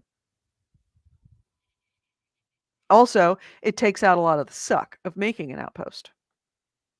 Yeah. When you can have everything there. You don't have to truck it around in your ship or on your back or on Samco. Yeah. Yeah, that's why ultimately I decided like, I'm gonna put Starfield down for a couple weeks, watch some Gangs of London. Yep. I started a new game plus of Armored Core 6, Mhm. and it's kind of funny how much faster that game goes because you basically start from the beginning, but with all the armor unlocked, all the weapons and all the equipment that you've bought previously. Mhm. So I'm playing the beginning of the game with all of this high end gear. And, I get to the end of chapter 1 and the first boss that had like given me so much trouble, beat it on the Just first try. melted him, right? And it's just like, oh, this feels good. But it's also interesting how the story hits different because now that I've seen the whole thing, I know who the players are, I know who the companies are. So when I go back to the beginning and they're talking about, oh, this is Balaam, this is Arquebus, I have a better understanding of who those companies are in the beginning than I did the first time I went through. Mhm. And so it's kind of nice to get a better sense of how the story was structured and how the story is paced out because I know who people are better. So yeah, I went back into that, enjoying it. I want to try to get a different ending, and it'll probably take half the time that it did before because uh, I've got all the high end stuff. I don't want to quite start Baldur's Gate yet because I want to finish catching up on TV shows before I start a 100-hour game. So yeah, Armored Yep. Core 6 remains good. Good. All right, so now that we've spent all that time bashing Starfield, can we hurry up and do the news so I can go play Starfield? Yes, I am gonna play Starfield tonight. I have to do some stuff with Nick testing out some VR streaming, but I am gonna be Yeah, playing yeah. Starfield tonight, and I will stream it. And I'll take you for a tour of my shitty bases. Oh, it's another one. Another fucking frustration. Oh my god. You build something outside your habitation tent because you haven't got enough resources to buy a habitation tent, but you do have the resources for like a workbench that you can actually get somebody working You have to build a workbench in order to have one of your people working in your outpost, right? Oh, okay. But the habitation tent, you have to buy the tent, but you also have to buy an airlock so they can get into the tent. So if you Oh, don't have the resources for the airlock, all you have is a big square with no doors. So then you go out and you get the resources for the airlock. You get the airlock, right? But you've already built the bench, the yeah. workbench that allows, dudes to hang out and actually do some work on the outpost. So you build the airlock. You can now access the inside of your tent, right? You decide to move the workbench from, just out in the open into the tent. You can't do it with the airlock. You have to drop it in order to open the airlock. And once you open the airlock, you can't pick it back up and bring it inside. So you have to destroy your bench, get a new bench, build another bench inside when you're standing inside, and then redeploy your person to that bench. Instead of just pick it up and move it in like everything else you can pick up and move. But because it's got an airlock and you don't have a choice, and you have to have an airlock, there's no just put a door in it. There is no just put a door. It has to be an airlock, whether it's a breathable atmosphere or not. Really? Yep. Huh. You can't just put a door like every other building on those breathable planets. They just have a door. Like it makes sense for a hostile planet, but for a breathable planet, Yeah, breathable planet. that's weird. You could go to Paradiso and put down an outpost on Paradiso. You'd still have to have an airlock in order to access the inside of a habitation unit. Hmm. Just a lot of things they just didn't think through properly. Yeah, just little annoyances. They didn't put the fun team on the game early enough, I guess. I don't know. Anyway, moving right along. Yeah. Shall we hit the news On so to I can go play news. Starfield? Yeah. All right. Let's hit the news.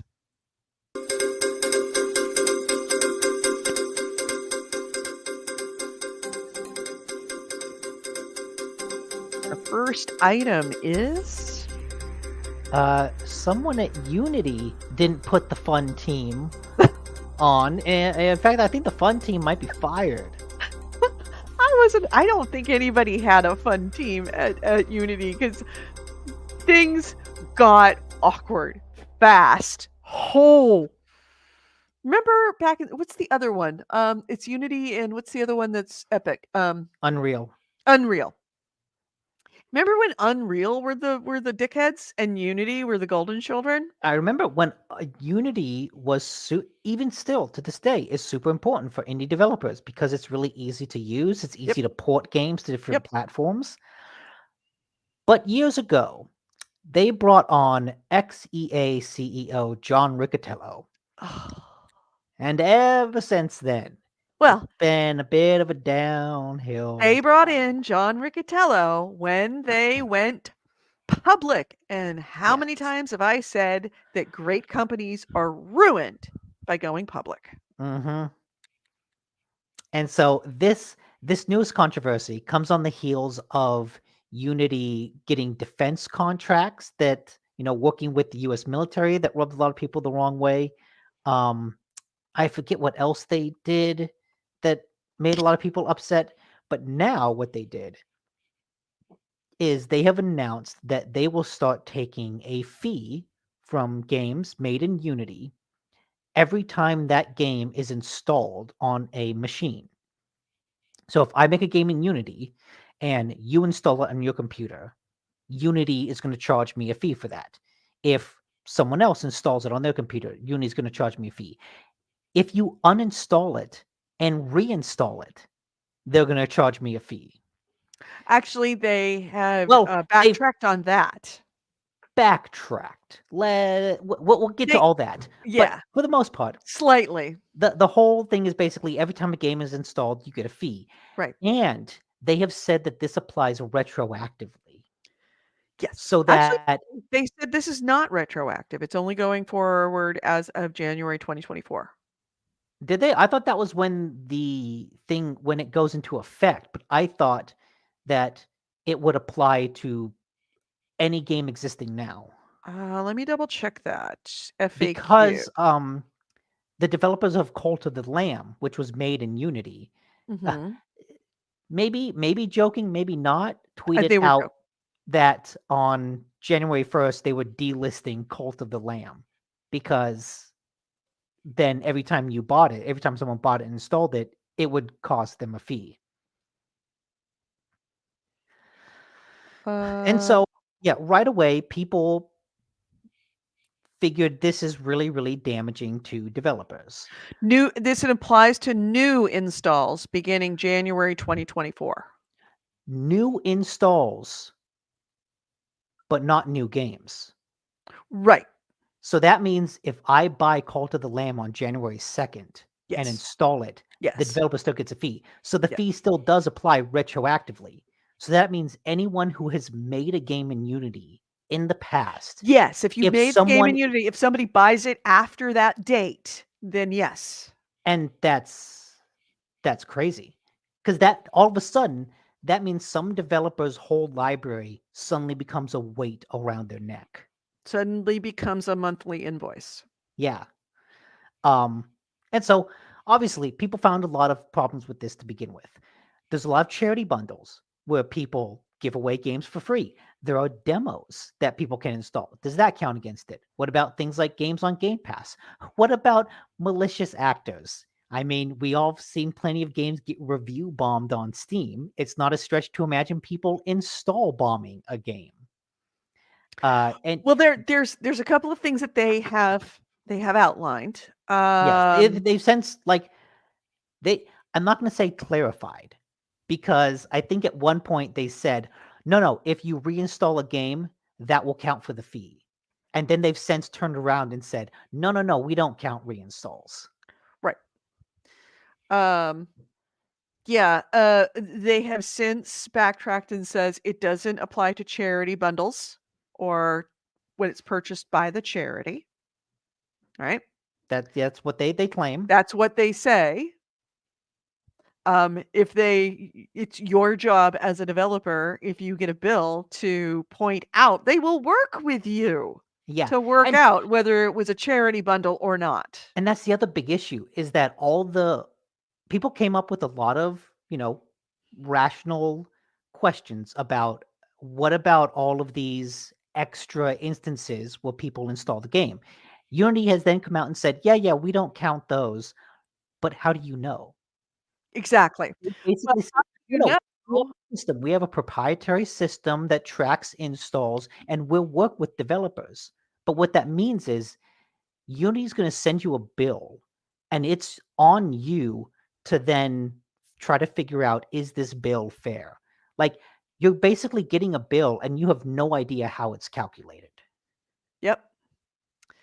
Where does it say? It's something along the lines of Unity saying, we calculate it using our proprietary method that we're Mm-hmm. not going to tell you what it is, but trust us, we're accurate. Yeah.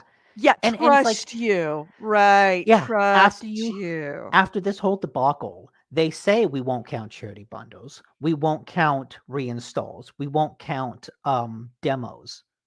But after It after doesn't this count debacle, reinstalls on the same device, oh yes, not reinstalls. So say I have XYZ Ookie Bookie Spelookie made on Unity.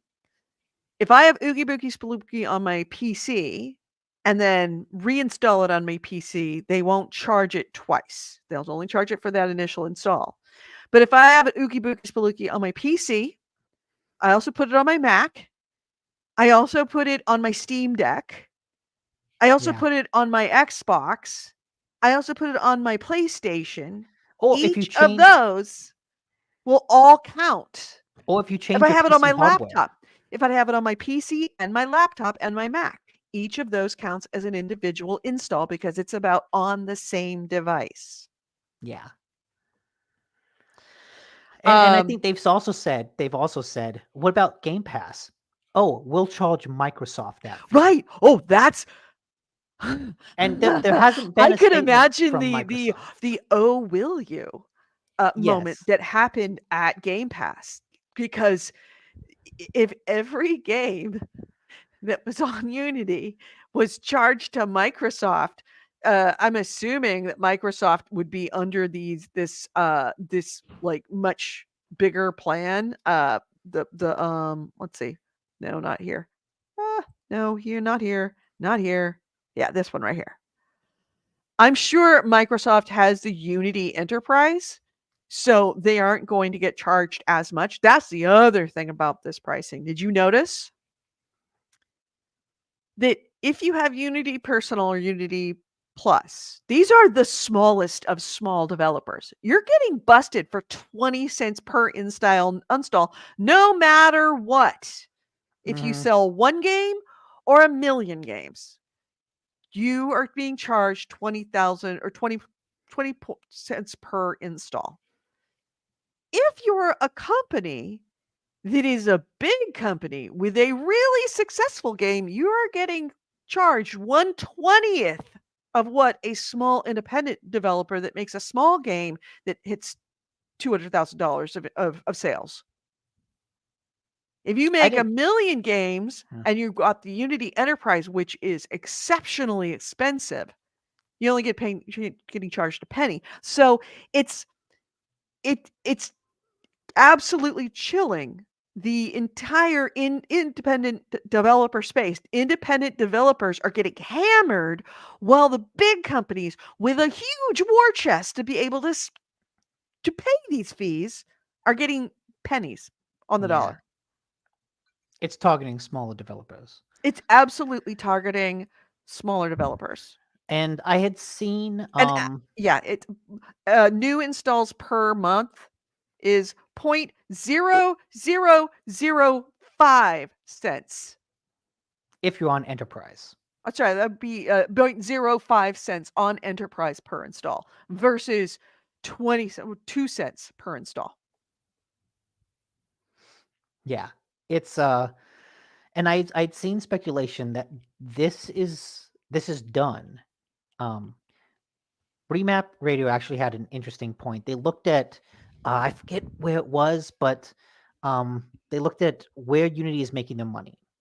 And I guess Unity is split into two divisions. There's the game developer division, and then there's division that's like working with the military and working with other things like that, the more enterprise division. The enterprise division made about twice as much as the game development division. And so they speculated that this is basically Unity getting out of the game development business, that they Yeah. are going to put all their eggs in the enterprise basket because it makes them more money. And if They that don't want means small developers and using if their that stuff. means all the small developers get hurt, then so be it. Right. It's like, Like, good, then they'll just leave and go somewhere else and y- complain about us, and that's fine. We'll just be yeah. over here selling our shit to the military. And because I've seen tweets from ex developers ex Unity employees who says, yes, every issue people brought up, we brought up as well. None of this is new. They knew about all these issues and then went forward anyways. Yeah. Which shows Unity does not care about all these issues. Yeah, well, I mean, you have to remember who's running Unity right now. It is a publicly owned company that Yeah. only cares about profits because stockholders, and it's being run by John Riccatello, the man who 12 years ago called anybody that doesn't put microtransactions in their games fucking idiots, and said that it would be really good for the game industry if first-person shooters like Call of Duty would charge $1 for you to Yeah, for you to reload reload. your gun. Yeah, if you Charged ran out of by the ammo. charged bullets. Charged for Um, bullets in a first person shooter. and I'd also seen that he sold some stock before this announcement came out. He sold a lot of stuff and a lot of the other board of directors, which that honestly, I'm not sure that's legal. No. That's called insider trading. And I've seen some people You're defend not it. supposed to do that. I've seen some people, half-heartedly defend it by saying that John Riccitiello has sold a lot of Unity stock over the years. But that also raises the question, if your CEO has spent the last 2 years divesting himself of all of your stock, that's not a CEO who's Right. really confident in the company. Right. He's already got one foot out the And door. he sold it like 3 days before the announcement came out, at which point the stock dropped like a bomb. Because, of course, it was getting a lot of bad press. Because and you know what? Like it was already lower than when it first IPO'd. The stock has only gone down. It hasn't gone up since it IPO'd. Mm-mm. No, John Riccitiello is like a bad Bobby Kotick. Like Bobby Kotick is evil, but the man knows how to make money.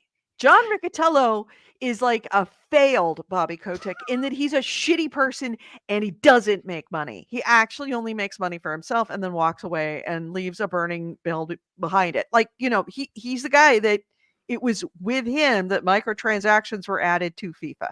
FIFA started adding loot boxes under Riccitiello. The EA under Riccitiello was the, worst company in America 2 years in a row. Yes. EA. He is a bad Bobby Kotick. That's a good way to put it. So yeah, anyway, this has not gone over well. It's beyond they fucking hate it. It is insane. It's a rare moment when everyone unites with a common opinion, a common purpose. This has united everyone across all industries. Let's see, the first thing, let me get back to where it was. First ones to respond was Slay the Spire developer Megacrit. And they were the first ones to make a comment about it and actually sparked the equivalent of Me Too, like the hashtag name of the Unity fucked up.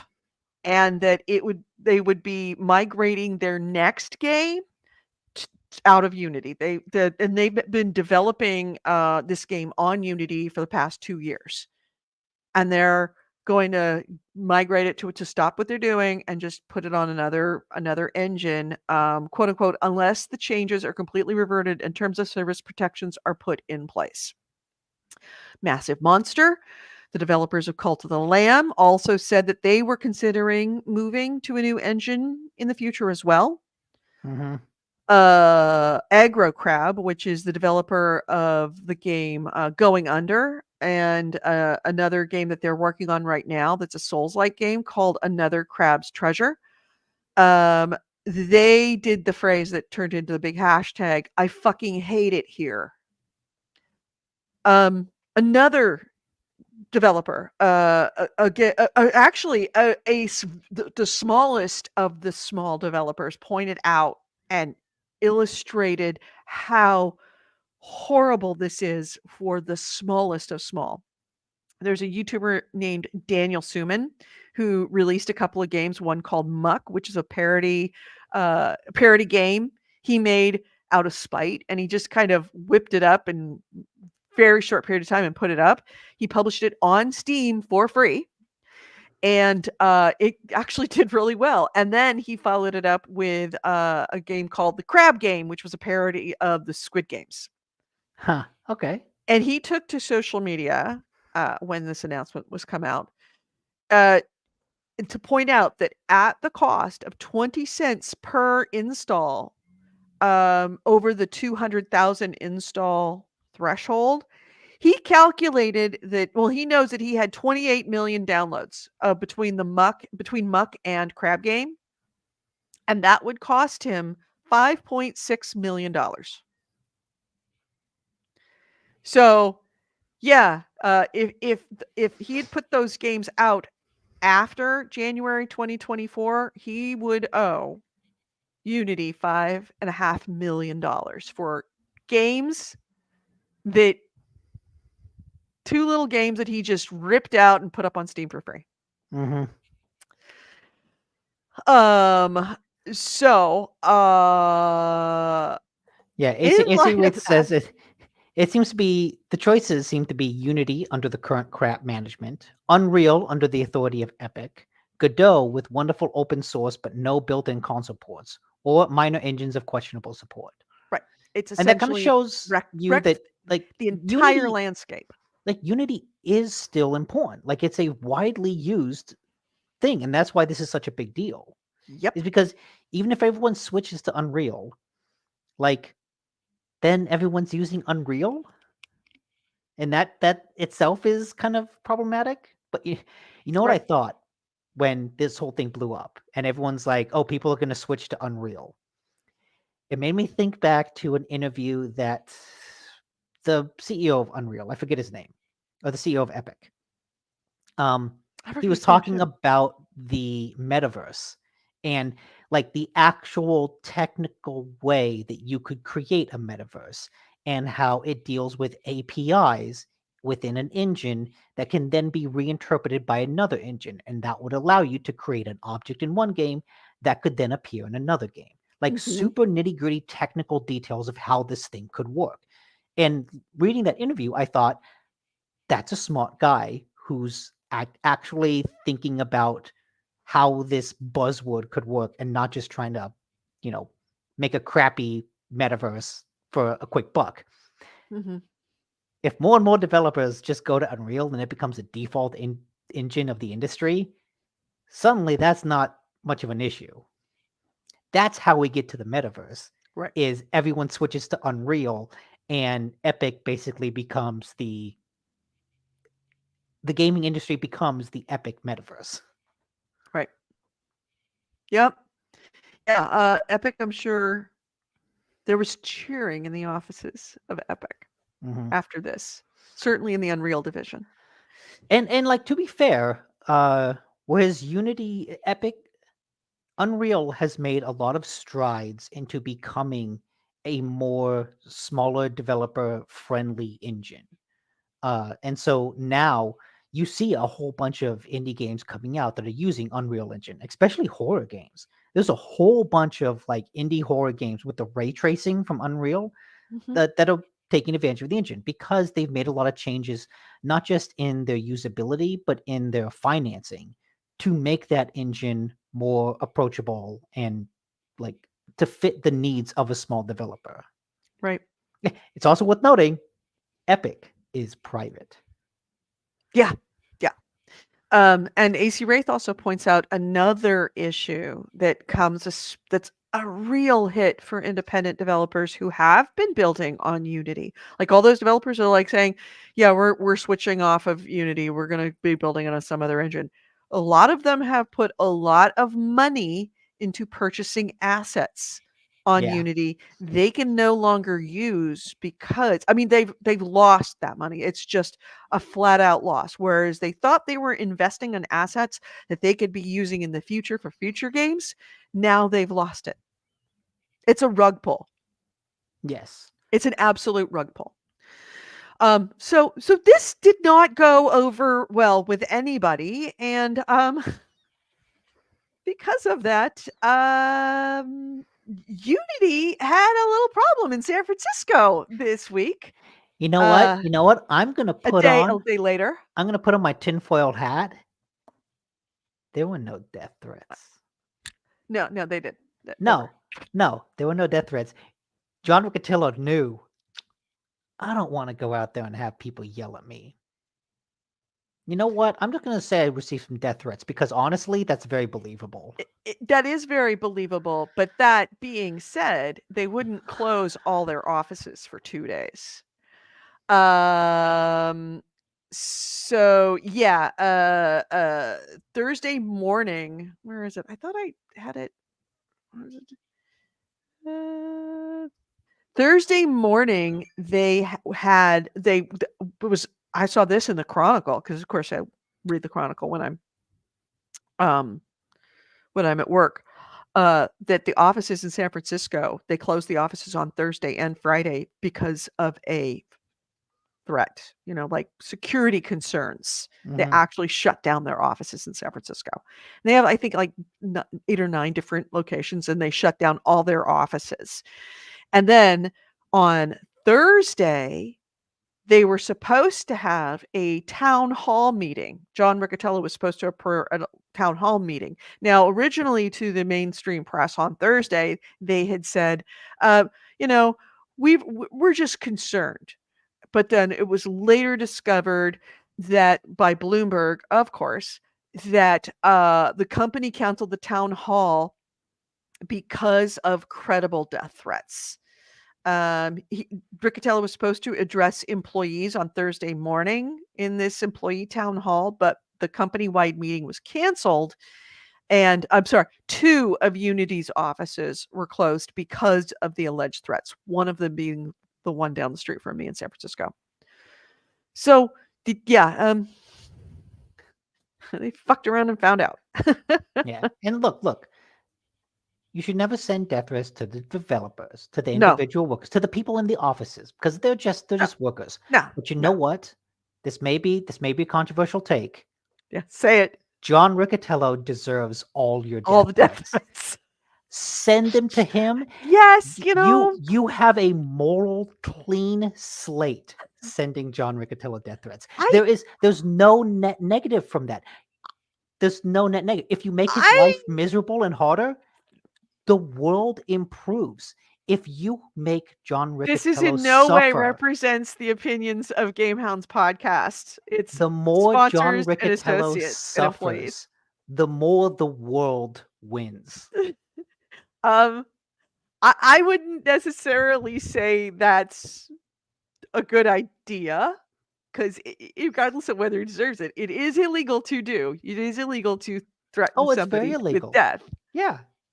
But is it wrong? That being said, um, there are definitely people who I'm not a big fan of victim shaming unless it really is the victim's fault. There's times when it truly is the victim's fault. In this case, I think that John Riccitiello should have seen that coming. There are definitely more sympathetic victims in the world than John Riccitiello. Oh yeah. It does not break my heart that if he was a little scared. Like for all the other employees, I hope it's not directed at them. I hope it's all directed at John. There's a serious dearth of compassion in my heart for the discomfort of John Riccitiello. Yes, it's like if you read Bobby Kotick gets death threats. It's like, oh, well, that's good news, right? that makes my day. That doesn't necessarily make my day, but it makes me go, I can see why. It puts a little pep in my step. He kind of deserved it. Yeah, it's like, you know what? Couldn't have happened to a nicer guy. Yeah. So there we yeah, go. Here it is. It says, let's see. On Thursday, Unity said to be closing its offices due to a potential threat. This was confirmed by the San Francisco Chronicle. Quote, "We have taken immediate and proactive measures to ensure the safety of our employees, which is a top priority. We are closing our offices today and tomorrow, and that could be potential targets for this threat, and we are fully cooperating with law enforcement on the investigation." See, I'm going to retract all my previous statements because AC Wraith has the right idea. Never send death threats, period. Send death announcements after the deed is done. What's the point? What's with the plan ruining broadcasting? Yeah, that's the stuff that gets all the supervillains caught, isn't it? You fell right into my plan. Now all I have to Mm-hmm. I'm going to do this. Let me explain how my evil scheme is going to work. Never announce your evil schemes. Hasn't James Bond taught us anything? You don't explain your plan. Don't explain your plan. Just do it. And then just, do a TED Talk later and explain how you did it. This is how I killed John Riccitiello. Welcome to my TED Talk. I'm not laughing over the death of another human being. However, there are more compassionate people out there. More compassion-worthy people out there.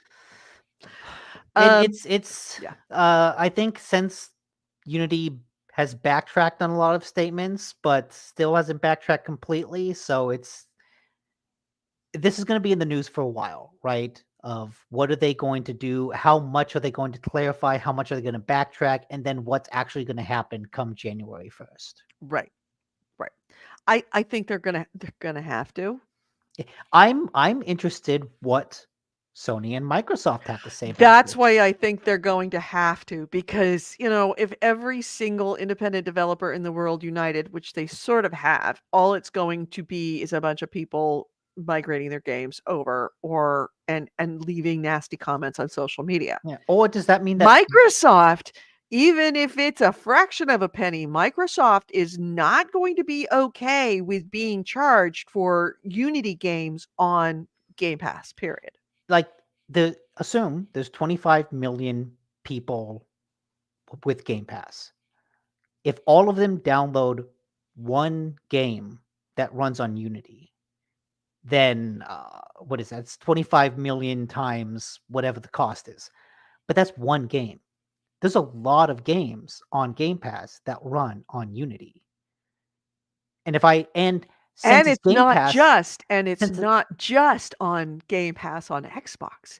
If you have Game Pass Ultimate, you have Game Pass for that's PC right, PC. and Xbox, and each of those downloads counts as Even if a it's the same different game. download, even though it's the same game. And if you have it on your for the PC and you've got a work computer and a home computer and a laptop and a Steam Deck, that's 4, and 3 of those Microsoft's on the hook for. Yeah. And because it's a subscription service, it's very easy to download something, And not then they'll play play it. it. I deleted it, but then a week later, you know what? I want it again. So I download it and delete it and download it. Or you just want to try out Well, if you some new download it and games delete it and download it on the same thing, you only get charged once. It's on the same on same on game, same on device. PC. What about on Xbox? Same game, same device. Okay. As long as it goes to the same device. But like because it's a subscription, I could download 4 Unity games easy. What happens when there's a new console? Oh, yeah. So Does uh, does te downloading does 20 downloading a million Unity people game downloaded Yeah. Kooky Bookie Spelooky on the Xbox Series X, and then they released the Xbox Series X2, and those same, let's say half as million, 10 million people downloaded the same game, no extra money, even if it's on Game Pass, even if you bought it, no extra money made, but 20 million people now download it again for the new console. That's a new charge because it's going to a different device. Yeah. Xbox can probably talk their way out of that because they are Microsoft. Or what AC Wraith says is Microsoft is likely just going to pass it on to developers. Yep. And so, yeah, what this all means is that Unity, the engine, has become a liability. For a lot of developers, Exactly. it's a liability. And I Right, think because all the Devolver, games, every game that's sitting out there, if it's a good game, heaven forbid it goes, something's been out there for a little while, goes viral, and everybody downloads it all at once. And what about pirated games? no, Now, Unity is like, oh Unity, no, we got you. We won't count them. we won't count them. But how No, do they know? they say we won't count. We will work with the developer in cases where they believe that it was piracy. So you're guilty until proven innocent. We're going to charge you unless you can prove to us. Yeah. And if you can't prove, then we'll have to negotiate something out here. But you still owe us unless you can prove that it was downloaded by, Yeah. but it was pirated. Well, if they could prove it was pirated, they would stop the piracy. Yeah. That's kind of what piracy is. Devolver Digital has said, not directly, but indirectly, that what engine your game is made on is now going to be an issue when people pitch their games to Devolver. Yep. And so, yeah, This is a huge sea change in the development of independent games, and it will be very interesting to see what happens going forward because this is Unity has basically announced, like I said, they're getting out of the game development business. They don't want to be here anymore. That's what this basically means. Yep. So, yeah, I've man, that's that was just a bad day for a lot of bedroom developers, small developers, even small companies that were been working. I mean, some of these companies have been working for years on a Oh, game. yeah, yeah. And now they have to undo everything and redo it again on some other engine. I think there was talk of a class Which means action it's a lawsuit. lot of the people that were working on it have to relearn a new engine because a lot of them probably know Unity really well, but Yeah, maybe they don't know. I always have a problem with that. Godot, Unreal. Unreal. And I've seen talk of a class action lawsuit because this applies retroactively. Because that means a game that you made 3 years ago on Unity, if I download it in February, it'll get a fee. But To that's that, not part of the original contract. yeah. Well, to that same issue, the maker of the founder of the company of the developer that made Metal Hellsinger, Mhm. The Outsiders, um they it's like essentially it's a Doom style rhythmic Yeah, yeah, FPS, it's right? like a rhythm shooter. It's a rhythm shooter. Um, David Goldfarb went out on social media and said very succinctly, "Dear potential Metal Hellsinger players, remember we are a Unity game, and that means get it while you effing can." Hmm. And so it looks like when this thing goes live, when these new rules go live, they're going to remove this game from stores so that they don't have to worry about this. But in theory, that still won't help them completely because if I bought the game ahead of time, I can still download it after the fact. Yeah, download it on a new PC, but they will still have to make $200,000 and 200,000 downloads. Yeah. So that limits it considerably. Yes. They've got some wiggle room, but yeah, somebody asked Goldfarb if they were planning to pull the game from sale, and he said, "quote unquote, we'll see." So, if you have a game that you oh yeah, shit. What about all the games that we bought on Steam that we've never downloaded onto our PC? Like, we've Those got would them in yeah. our library, but I haven't downloaded them. Yeah. In theory, those would cost a fee.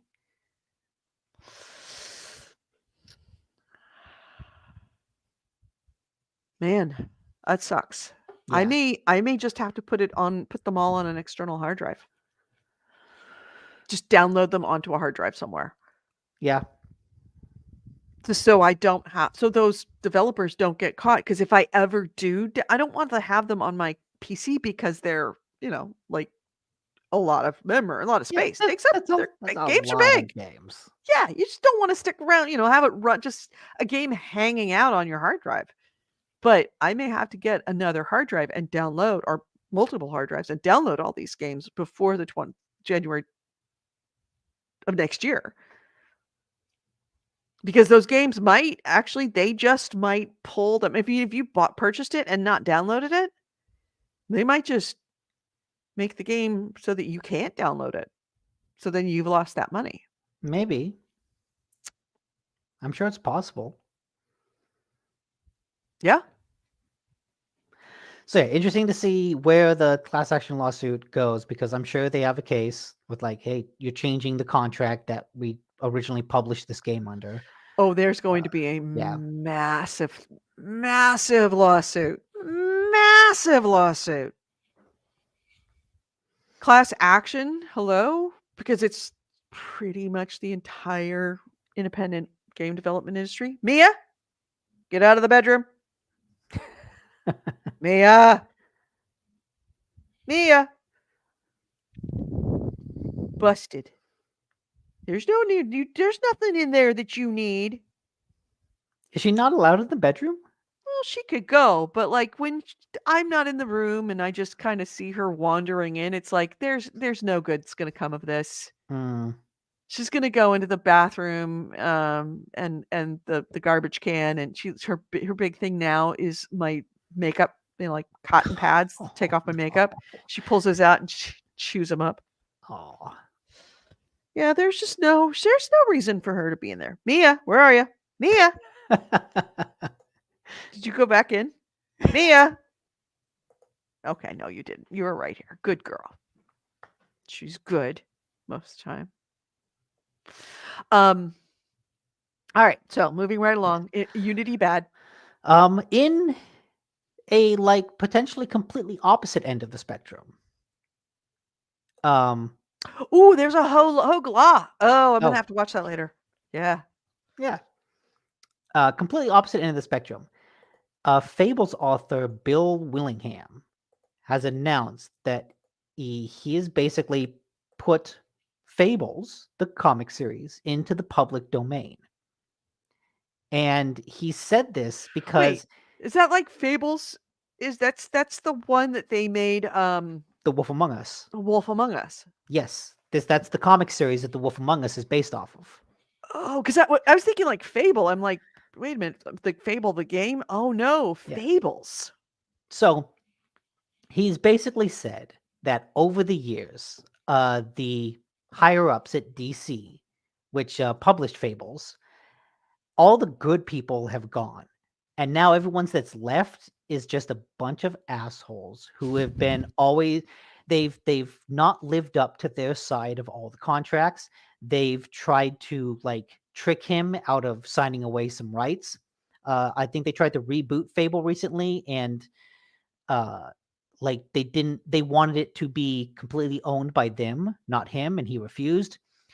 He specifically mentions Telltale that in his contract he's supposed to be consulted for things like offshoots, but he wasn't for any of the Wolf Among Us.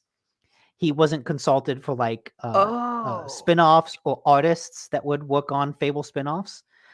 And so all this is him basically saying, I'm putting Fables into the public domain. He specified copyright law is so complex that no two copyright lawyers can agree on what anything means. Right. He said it in the post, I've signed contracts with DC that basically says, you know, I can't publish more stuff in Fables without them. I can't make action figures of it. I can't make movies. I need to consult with DC. But you, the viewer, have not. And so if what he owns of Fables goes into public domain, what that means is DC still owns the copyright for all of the comics they've published. Right. But in theory, the characters, the arcs, the IP is free for anyone to use. DC has since come out with a statement that says, no, we own it all. But I know some other people, all this have said like, no, I've got a novel based in Fables that I think I'm going to publish now. And so it'll be interesting to see how this legal battle falls out because Do you want to write a Fables novel? I I don't would know. love to write a Fables novel with you. I've never read Fable, so I don't know what to do with it. I've never read Fables either, but the concept of that world of a New York City metropolis that is kind of co-living with humans that Mhm. is Fable characters. I definitely would love to write a novel, a series of like essentially film noir novels, novel noir. Yeah, Yeah, I would love to write that with you. that could be fun. So yeah, it will be interesting to see how this plays out because on the copyright, like on the legal documents, the copyright is attributed to Bill Willingham and DC Comics. So like if he puts his section in the public domain like that, Yeah. it actually does mean something. Right. Well, if So- they can act independently with his property, if they can if the IP is co-owned, co-copywritten, Yeah. and they can act without consulting him, it goes that he could act without consulting them. And if Yeah. that action is putting it in the public domain, it's arguable, depending on how the contracts have written between the two of them, it's arguable that, it goes And for both sides. AC Red points out that Edie's Fables fanfic is the TV show Once Upon a Time, which I've seen a lot of, and it's okay. It's, Yeah. Well, um, I wanted for but years, I wanted to write and it kills me. And this was an idea I came up with in like my early years of college because I was the only person that I knew in my 20s that didn't want kids. Like, what wanted to get married, wanted a life, just never wanted. I mean, it it's hard to explain to someone what it feels like to not have a maternal instinct. It's not that I don't like kids. I love kids. They're a lot of fun. I think kids are great. I feel very protective over them. I have never had a feeling that I wanted a child of my own. I'm with you.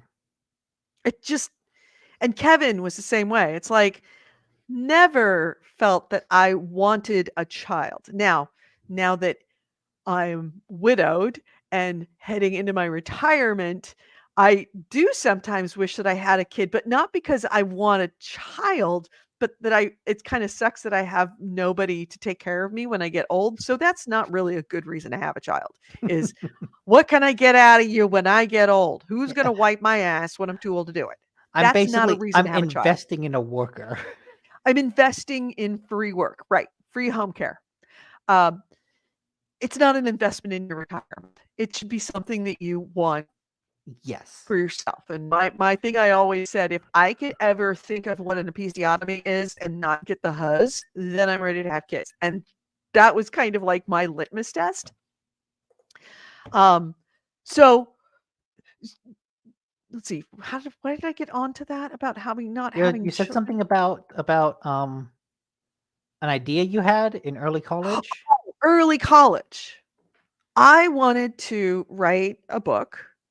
And it was something that came across to my head as I was walking through campus of like, like the concept of the Wicked Witch, it- like the Snow White's Wicked Witch and Sleeping Beauties. Well, Sleeping Beauty is the mother, is the stepmother, the evil stepmother. But like there's Wicked Witch in just about every fable. And it's always an old woman without children. And Mhm. how really that was something like, that was, like, almost the definition of a witch, was an old woman who lives alone and doesn't have children, and it was kind of, like, gives you an insight into especially the time that those fables were kind of written, Hans Christian Andersen stuff, about how having children not having children made you suspicious. Like, people don't trust you. It's like, "Oh, well, it was about the time I was getting, "Oh, you'll change your mind as you get older. If you find the right person, you'll change your mind about children." It's like, "No, no, no, really. No, I'm not gonna change my mind. I really there's nothing here. It's a big, like, empty spot in my body that says I don't want children." And the phrase came into my head, "The Wicked Witch was right." Hmm. And I realized that there was a possibility of writing a novel, writing a book about the Wicked Witch. Like all take all of the fairy tales that have a wicked witch in them, Hansel and Gretel, Snow White, all of the wicked witches, and rewriting each of those fables from the Wicked Witch's point of view. Like Hansel and Gretel, a couple of kids start wrecking, destroying my house. And then they leave, with this whole thing about, "Oh, I'm trying to kill the kids." It's like, I'm not trying to kill the kids. I'm just an old woman with no kids living in the forest in a house that's made of candy. I'm not a predator. And so I wanted to essentially rewrite these books from the point of view of the Wicked Witch as a woman who didn't want kids, who just was trying to live her life, and somebody started fucking with her, so she decided to fuck them back. But she got the bad rap because she wasn't the, she was the old woman without kids. She wasn't the mom. Yeah. And I was going to name the novel The Wicked Witch Was Right. And then, of course, somebody wrote a musical called Wicked, which was essentially the same thing. That the Wicked Witch really wasn't a bad person. It was just that the situation made him that way because they were a woman that didn't want to fit into societal norms of wife and mother. Yeah. So yeah, I would love to write some. I've always had something like this in my head of rewriting fairy tales or working within characters from a different point of view, of taking fairy tale characters and seeing that same idea from a different side and a different perspective. And so the idea of like writing a fable novel, just absolutely. Like I've got half the stories already in my head that I've been thinking about for the last 30 years. It's just somebody else, actually created the property. Yeah. I mean, that's the difficulty of writing, is actually getting it down to do it. Oh, it looks like there's a webcomic called No Rest for the Wicked. That's actually a really good title. Yep. Wicked the musical. Yep. That was when I saw Wicked the musical came out, and it's like, oh my God, have you seen it? Such a great story. It's about the good witch and the bad witch. And now the bad witch really wasn't a bad person. She was just like, it was essentially a story told from her side. It's like, fuck. That's what I wanted to write. Now, granted, that was about the Wizard of Oz Wicked Witch, but still. Now, if I did the novel that I wanted to do, they'd be just like, oh, you're just taking off, ripping off Wicked. No. Wicked whipped off me.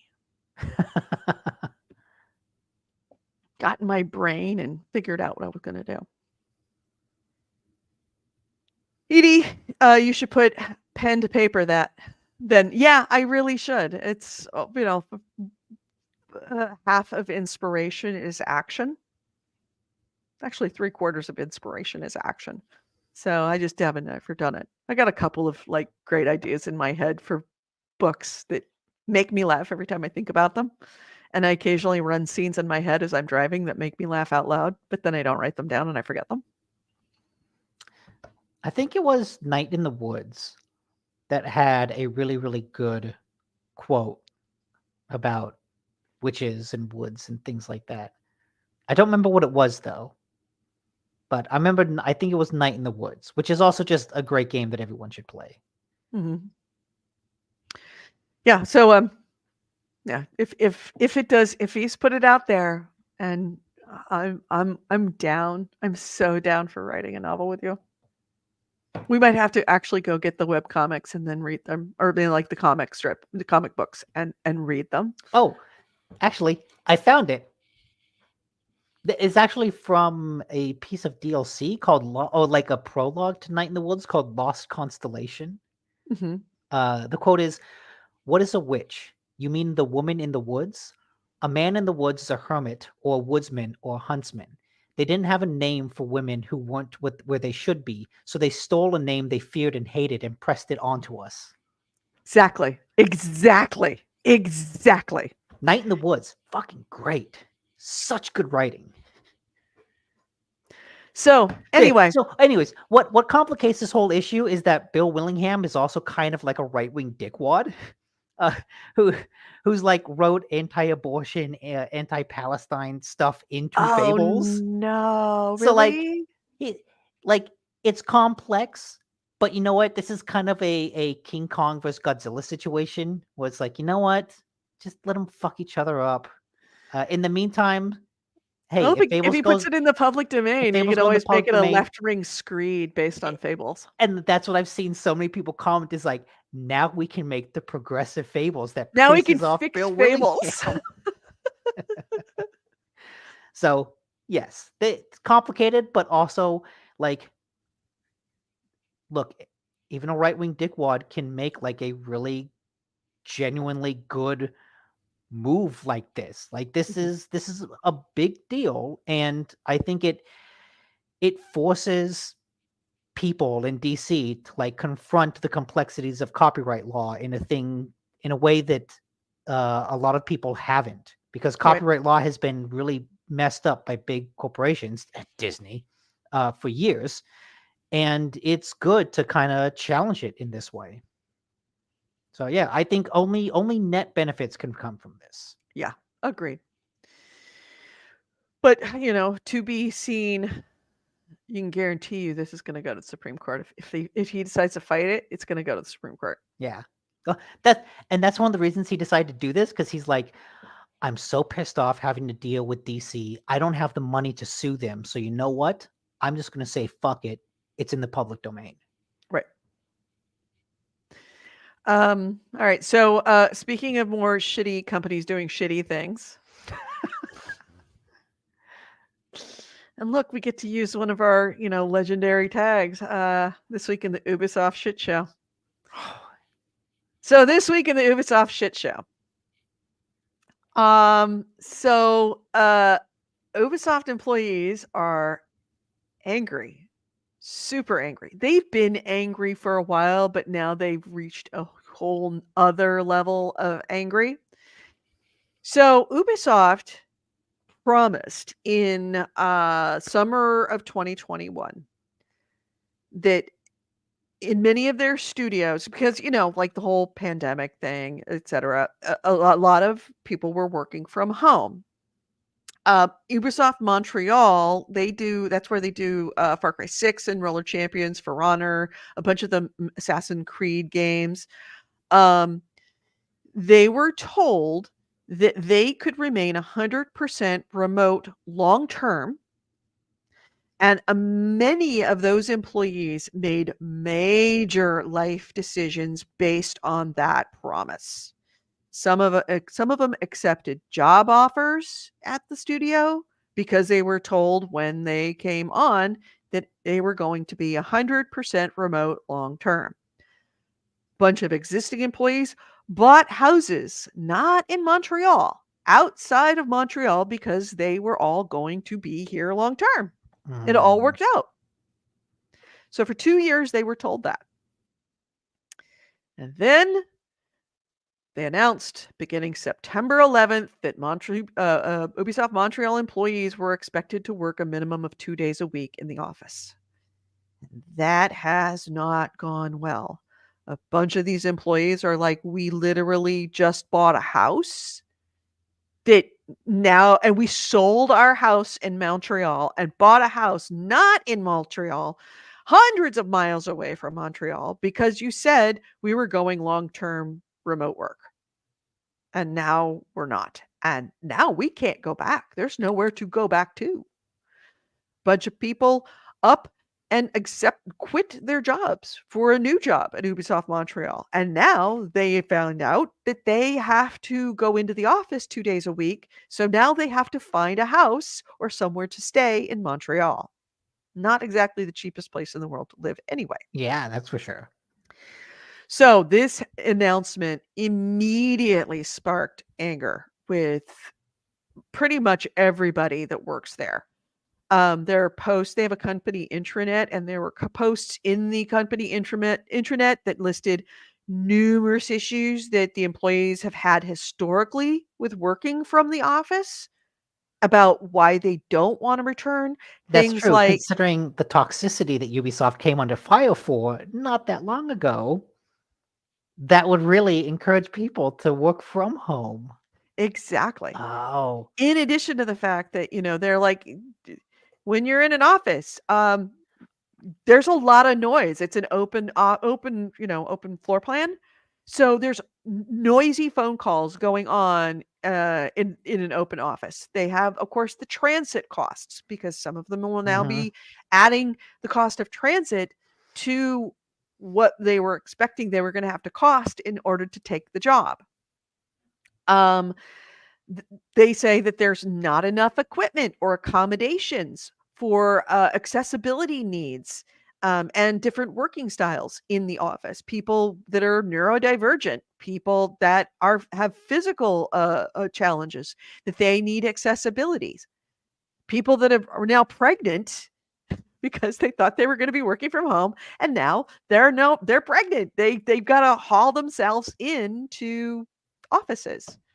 A bunch of employees brought up the quality of the Montreal office very specifically. They said that there's issues in the building with leaks and rats and Oh, bugs, jeez. that there's not enough typical office equipment, and not enough perks like free coffee in the office. Come on, who doesn't have free coffee in the office? Even if it's a Yeah. shitty coffee, they don't have free coffee in the office.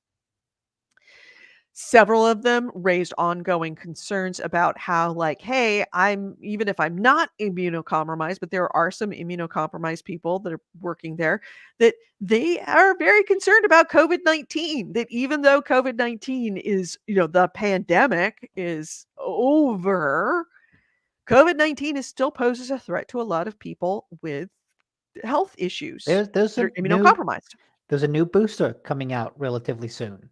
Yeah, it's coming out. In fact, I think it's coming out this next week, and I have to get it. Yeah, COVID-19 isn't gone. It's just the new flu. Right. It's It's a it's different flu. here. It's a second kind of flu. Yeah, And it's a guess second what? flu. Guess what kills a bunch of people every year? No matter if it's whether it's a good flu or a bad flu. You know what kills people every fucking year? The flu. Mhm. So, it's also going to kill people every fucking year? COVID-19. So, and of course, a bunch of these employers are saying that this is not the first time that Ubisoft has broken its promises around the work from home, and other issues with the workplace. Of course, as you said, citing the whole um the whole promise that they were going to do better about their workplace harassment, sexual and racial and otherwise, and they've yet to do anything significant despite their promises. Hmm. So, and of course, what many of them are speculating is that this change is really a way, because Ubisoft has had layoffs. They're a public company. Layoffs affect their stock price. The one way to lay people off without actually laying them off and Oh, is to essentially make it so that they leave. get them to quit. Get them to quit. Basically, they're doing the same thing Unity's doing. Let's make it so painful to use our thing that people quit instead of doing it. That way, we don't have to we don't have We to don't get have to rid of announce that them. we're getting rid of we're getting rid of games, and we're Yeah. going strictly as business to business or business to government. We're just gonna make it so that nobody uses us, and Hmm. then just quietly close the studio because people aren't really using us anymore. We're not laying off people. We're just making it really hard to work here. We're just breaking a promise that Hmm. makes everybody mad and or makes it impossible for them to come in now. That's what the speculation is right now. By Makes some sense. tin ball You conspiracy know what? theorists. I believe it. Given how far Ubisoft has fallen over the past decade plus, it doesn't surprise me. Yeah. Hold on. Okay. Just got a notification that somebody's in the office right now, and I want to make sure that it's somebody that should be in the office. That's kind of neat. Do you get a camera? Can you see? Yeah, I've got Nest cameras in the building, Oh. and it sends me a notification if it hears anything or sees anything. Huh. And that would be our cleaning lady, and you can hear the sound. She's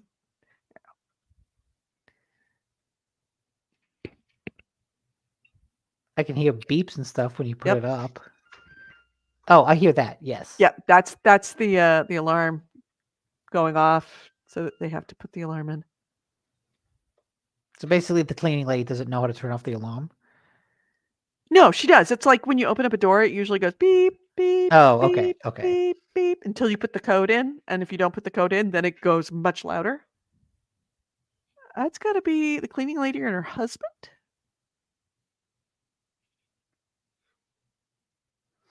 Cleaning lady and random person who's forcing her at gunpoint to open the No, door. no gunpoint. No, definitely not a gunpoint. Not that you can see. No. All right. Looks No, like it's a, we'll just watch her. he. Um. No, not gunpoint. He just took her family hostage. Yeah. So anyway, yeah, I get a notification if it ever goes off on times that are really unusual, like a Sunday or Yeah, like 10 o'clock or 11 o'clock at night. I'll look outside of working hours. outside of like typical, like couple of different reasons. One, because I'm the only one that gets the alert. I get to know when my bosses are in the office, which is always nice. But on top of that, if I see my boss coming in on a Sunday, I know some shit's gone down. Hmm. And I need to know, and I'm going to text him and go, "Hey, is everything okay? I see you're in the office. What can I do to help? Because you wouldn't be coming in unless somebody got Something big reported on a happened. Southwest flight." Hey, at least because of that, like the workflow works. Yeah. Anyways, okay. Good news. I do actually have some like really sweet, heartwarming good news. Oh, thank God. Wait, who's Milton Wadhams? I think Milton Oh, Wadhams is the Office one with the Space. red Oh, stapler. yeah, Milton from Office Space. Nobody touches red stapler. One of these days, I'm going to burn this place down. Okay. Stapler. So, Starfield, a Microsoft exclusive game, might have Right. some of the worst accessibility features in any big budget game published within the past several years. Forza Motorsport is going for like some of the most impressive, newest accessibility features. They have assists for blind players. And there's a video of what this looks like, and I can try to put this up. And let me look it up. Okay, I looked at Video Game Chronicles. And basically what it does is it's a series of beeps that represent different things.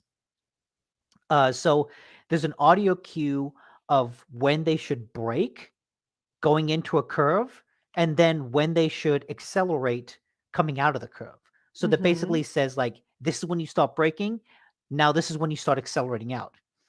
There's a series of beeps that would be in the left and right ear, indicating how close you are to the edge of the track.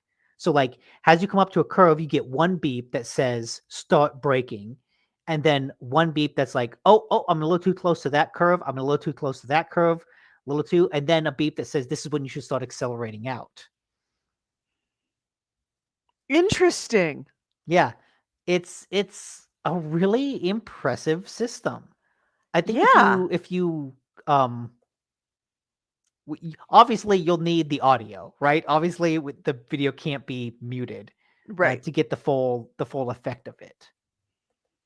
Yeah, it's basically an audio version of the racing line that a lot of games have adopted. You're supposed to stay on track in between these sometimes very tight lines. You're trying to get around the track as fast as possible.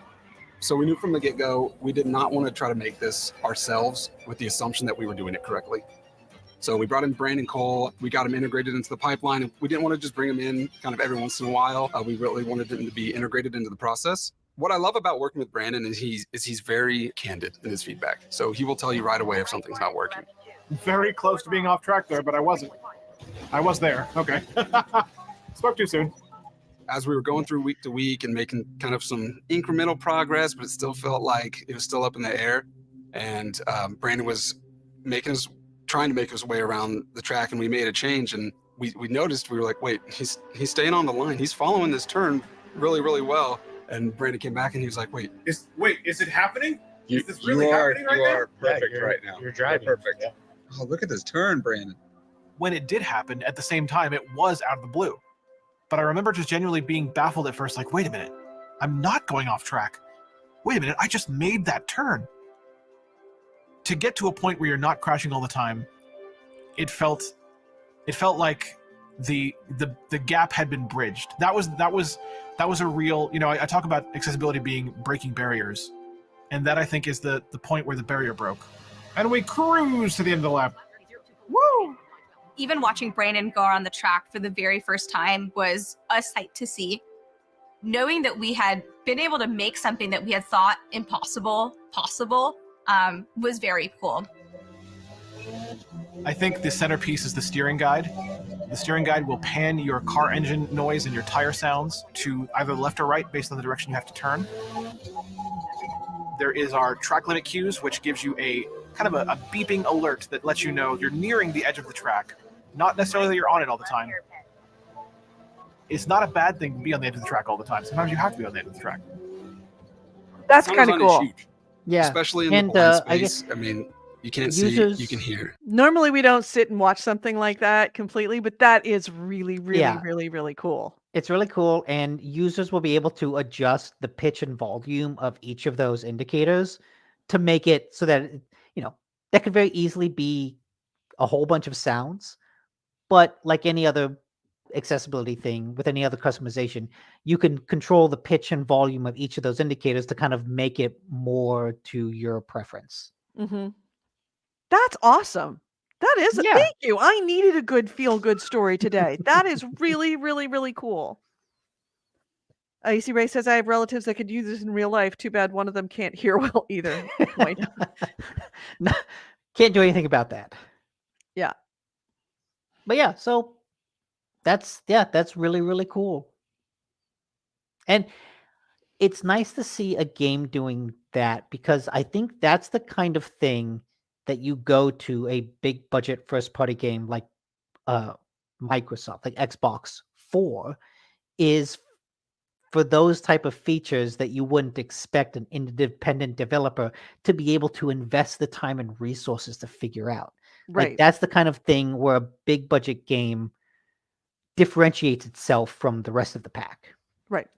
And also, I mean, just to kind of add a little extra to that, it's clear that they had to go through a lot of iterations to make it work. And then they finally, kind of the way that a fun tester should be on a game, that they finally actually, tried this, didn't work. Tried that, didn't work. Tried this, it was improvement. Tried this, it was close. And then that aha moment of finding out the thing that the actual mechanic that works. They've now done that work for other games so that Yeah, other games yeah. can now be accessible, so that they don't have to go through that same long, expensive iterative process in order to find the mechanic that works best. Yeah. So thank you. I needed, after a day of just nothing but shitty companies being shitty, it's nice to see somebody doing feel good story. The Wicked Witch is happy. All right, so next item.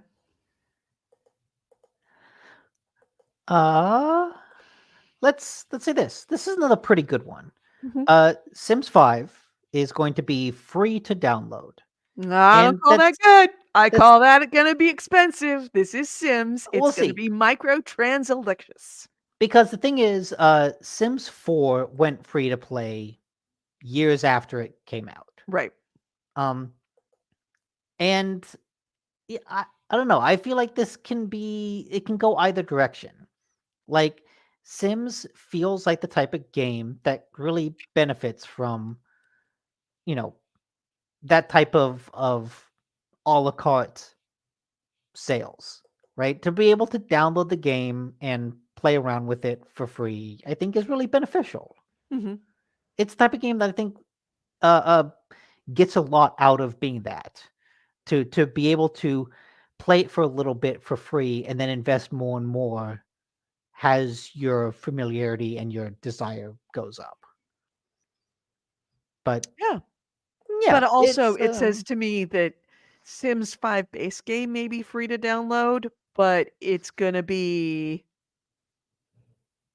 full of microtransactions, and absolutely every time you look sideways, you're gonna try and charge you for it, because this is EA. yes. I mean, Although it's not John Riccatello EA. No, but but it's still, yeah, still EA. John Riccatello's EA post John Riccatello is still John Riccatello's EA. He put his Not fingers on it and taught them how to do what they do, and now they continue to do it that way. not as bad. Not as Not bad. as bad. And it is worth noting that this is a quote from Pearson. Who is Pearson? Lindsay Pearson, who's VP of the franchise, has said, we want to focus on building something strong and cohesive from the start, so it definitely won't start with everything you have in The Sims 4, but we're going to add experiences and content to Sims 5 over time, which is a bit of a red flag, basically saying Sims 5 is not going to have all the same features that Sims 4 did at launch. Right. We're going to strip out a bunch of features, and then we're going to add them in a feature pack that you're going to have to spend a lot of money for. Yeah. Remember, it costs well over a couple grand to actually purchase all of the content for Sims 4. Yes, yeah. And like here's the thing. I don't think that's necessarily a bad thing. Like if you keep playing a game, I think it's okay to keep putting money into it as long as you're still getting value out of it. Right. It's Right. just where is that line? Yeah, and I mean, Crusader Kings, perfect example. I Yeah, have spent yeah. a lot of money on Crusader Kings, but I also get a lot out of it. It's some of them are better than others. Some of them are a little too expensive. Some of them are not quite as expensive as they should be, but it all evens out. And I don't feel like I have been ripped off at all. Yeah. I feel like they keep adding new cool things, new mechanics, new kind of campaigns. It's I feel like I'm being respected and they're offering me more at a price as And like opposed to stripping out half the game, putting all the good behind a paywall, and then letting you get far enough into the game that you realize something sucks. yeah. Like And if Starfall offered a microtransaction for your extra space, in your backpack, or allowing you not to be encumbered. And I'm really surprised they didn't, because that's the way that that's a that John game Riccatello plays. move right there. That's the way that that game plays. That game plays like it's intentionally hard to play, very odious to work with, and that's usually a hallmark of something that they intend to put behind a paywall. Is Starfield going to release a new piece of DLC that's going to be the new horse armor? Oh yeah, oh yeah. But if they release something that is for a subscription, kind of like what Elder Scrolls did, for a monthly subscription, you can carry more. Did Elder Scrolls Online do that? Oh, I That didn't was realize part that. of their subscription, is that you get See, like bucks every month, and then you get some other things, and then you have access to this this crafting bag that lets you put crafting materials into this crafting bag, so it only takes up one space in your inventory instead of taking up 100 spaces in your inventory. See, that was So another game yes. I thought of going back to because I remember actually really enjoying ESO because I could play it single player and not really lose anything. Right. Like going through the story single player just felt like a huge Elder Scrolls game, and I thought that was really, really cool. They did a really good job with it. It took them a lot of years to get good at it, but yes, you absolutely can play it single player. Yeah. But then you can also team up and play it together. Yeah. And I like that. Mhm. So yeah, Sims 5 will be free to play. Makes sense given what that game is and, EA's tendency towards live service games. Right. And your next item, because I have no more. I just brought, shitty companies being shitty. Oh, okay. Oops. I think one accidentally got deleted. Yeah, I That think was you deleted at the same time that I deleted. Well, okay. Basically, the story was I'll write it and you do it. okay. Um, Apple had an event where they announced a whole bunch of stuff. One of them being the new iPhone, the iPhone 15. And one of the things that they showed off, or at least announced, because I don't think they could show it off because it involved an unreleased game, but they said that Assassin's Creed Mirage and the Resident Evil 4 remake will basically come to the iPhone, which means that the iPhone will be able to run those games natively. Mm-hmm. And I don't know if that means there'll be some sort of graphical downgrade from it. I'm sure there's something that they're doing to get them to run, but that's still like major AAA games running natively on the iPhone, not streaming to it like they would with the Switch, but running on the phone. That's kind of really impressive. Mm-hmm. And I think when you look at the whole model for streaming video games and the idea that streaming video games is a couple years away, right? It's like maybe 5 years away before it becomes a bit more popular. In that time, the phone technology will have advanced to the point where you could play AAA games on the phone without bothering to stream it. So I think looking And at every this, time you do, Unity charges down 20 cents. like looking at this made me question the viability of streaming games in the future. Yeah. Basically, when the technology becomes easy enough that I could play Resident Evil 4 on my phone, Mhm. then why would I bother streaming it? But I could do it on a plane while I'm traveling as opposed that I wouldn't normally be able to because of Wi-Fi considerations. Yeah. And I don't know. I thought that was really cool. Yeah, that's true. If it would be the end of streaming games. And there's still the issue of like I don't want to play those two games on a phone. I Mhm. would at least I would want a controller to play them on the phone. I wouldn't want to just play them with a touchscreen. Mhm. Is that the best way to play them? Who knows? But the point is that I could play them. The point is that it becomes a viable means to do it. Yeah. Which Yeah. again, By I the just way, thought was impressive from a tech standpoint. speaking of phones, guess what I got? Oh, I'm taking this with me to Bali? Bali because uh aw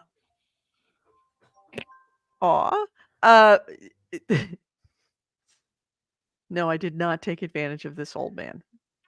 But a friend of mine, a neighbor down the street, I is like that that's helping how an you old man. started this story. Yeah, helping an old man Okay, who's neighbor his down the street. neighbor of his, Okay. who complained to him he has a problem, but he's got this like strange electromagnetic frequency that he emits that makes phones break because every phone he's had shortly after getting it he breaks, and he's tried a lot of them. He's tried an LG. He just bought an iPhone 14. It's same thing. It's like he has them and it doesn't take long and eventually they break and stop working. So my friend went over to his house and said, "Okay, let's see if we can figure out your phone situation." And he comes out and he hands him just a stack of phones, like this, just a stack of them, iPhones and Apple phones and Android phones and Samsungs and LGs and everything. He's like, "Yeah, see, none of these work."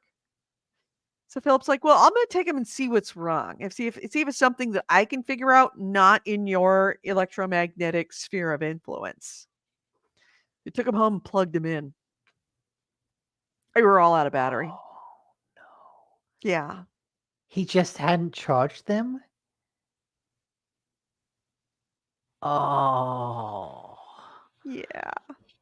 I mean, there was at least 5 or 6 phones. Jeez. Everything from an iPhone 14 on down to older models. Did he tell the guy this? He did. He did. But he said, "I'm going to set up one of these phones for you. You pick which one you want, and I'm gonna get rid of all these other phones because this is kind of silly. Because realistically, what you need is you need a flip phone. You need a Cricket phone or something. Because you don't ever like look up maps or anything. It's like no. I just Yeah, want it's the like you phone. don't need an iPhone 14. You need Right, an you don't iPhone need an 4. iPhone for 14. And what I'll do is I will get rid of these other phones for you, and I'll sell them if you want me to, or if you want to keep them, whichever ones you want to keep is fine. He goes, I will buy the 14 off of you to give to my husband. I will pay you a good price. And so we looked up what this phone was. It's like $120 new now. Um, and I was like, $40? I'm like, yeah, I'll tell him $40. And if he's okay with that, then we'll buy it. So for $40, I bought this used phone that's like literally never been used. I mean, it got used and turned on and then ran out of battery and turned off. But I've been testing it and playing with it. I'm just going to switch out my thing, but I am absolutely it's out of battery because I was trying to see how long I could just charge it and leave it there, and it was took about a week of just charging it and leaving it alone before it ran out of battery. That's actually really good battery life. Really good battery life. So yeah, this is what I'll be using in taking photos. Also, it probably has a better camera than the iPhone, so I'm going to be using this in Bali. So if it breaks, I haven't lost this. Yeah, you haven't lost your main phone. I've lost $120 phone that I spent $40 for versus I have to replace the iPhone. Oop. Yeah. Oh yeah. No, I have to it's replace a my iPhone. good idea to basically bring like a vacation phone. Burner phone. Yeah. So when you do Essentially. crimes, it can't be traced back to you. It can still be traced back to me, but if I burn it, it doesn't break my heart. So Okay. anyway, yeah. Technology is getting better and cool. Yeah. Speaking of companies fucking up, getting fucked, Getting Embracer. fucked. Getting fucked. Embracer, they closed Volition. We talked about this last week. No, we didn't. We talked about we it talked on about phone. them closing Volition. Right. It was over I think I actually Discord? sent it to Text? you over I think text. you texted it to me. I texted it to you. Yeah. Last week they sold Volition. No, they closed Volition. They closed Volition. Now they're looking to sell Gearbox. Right. And I think that I said to you, yeah, if now the is Saudi when we get fund, to see if the Tin Hat's conspiracy theory of the Saudis fucking over Embracer, so they're forced to sell assets that the Saudis can pick up for cheap. If Saudi buys Gearbox, then this their plan worked. Yep. And I can only say I'm glad that they're selling Gearbox and not closing them. Yeah. Because at least that means Gearbox gets to stick around to keep making games. Yeah, I can't ever see them shutting down Gearbox because it's too valuable an asset to destroy. Volition. It has market value. Volition has a storied history, but their past couple games did not hit. Gearbox, I think the past couple games have still hit well. The last big one was Tiny Tina's Wonderland, which I think did critically and commercially pretty successfully. Mm-hmm. So, yeah, Embracer still is no longer embracing companies. Instead, they are de-embracing them, unembracing them, pushing them away. And then second to last, because there was also a PlayStation State of Play that we could quickly go through. Microsoft is partnering with MasterCard to make an Xbox credit card, which basically will give you points for purchases that you can then spend on the Microsoft Store to get free games. I think the breakdown is that if you sign up, you get 5,000 points, which equals $50 value. So if you sign up for it, you basically get a $50 game. And then, I don't know what the exact breakdown in points is as you spend it, but it's like, hey, every couple months of using this credit card, you could probably get a game from it. Let's see. Card holders will earn 5 times points on purchases within the Microsoft Store. So if you buy anything on the Microsoft Store, you get 5 times points for that. 3 times points for dining delivery services and streaming services, and then 1 times on everything else. So, wait, what was that? I can't hear you. You're muted.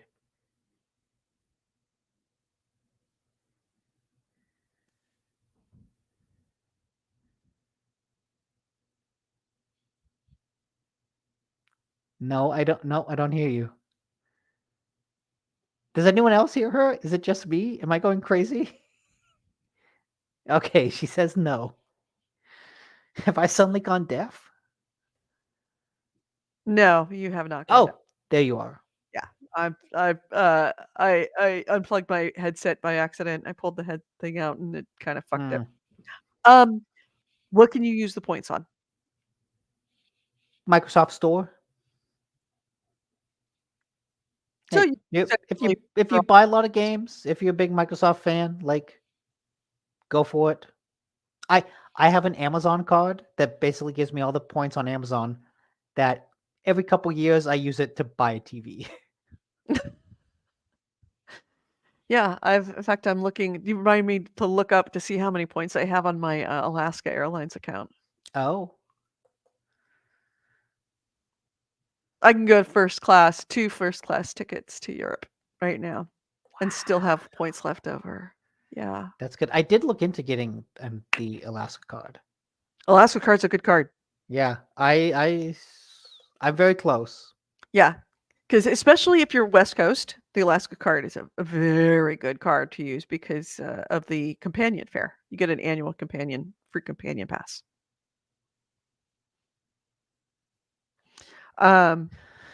Okay, and so then the final story I have is PlayStation State of Play. Mhm. This comes on the heels of them announcing a pretty significant increase to the PlayStation Plus subscription service. Whether or not it actually was justified is debatable. Mhm. But some of the things they showed were Final Fantasy VII Rebirth has a release date of February 29th, 2024, and it will be exclusive to PlayStation for 3 months. Mhm. They showed off more of Spider-Man 2 and basically announced a whole bunch of suits that you'll get in the game, which is a nice perk, but at this point we've seen so much of the game, it just needs to come out. They announced a Resident Evil 4 remake DLC is out next week, but more important for me is that the PSVR version of the game has a winter release window.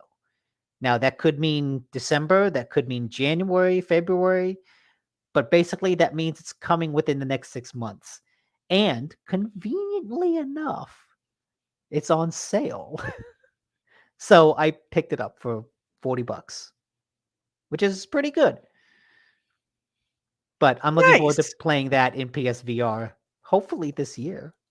Yeah, in fact, maybe we'll be streaming it. We're going to test out tonight of whether we can how easy it Yeah. is to stream. Not the VR version, for sure. Yeah.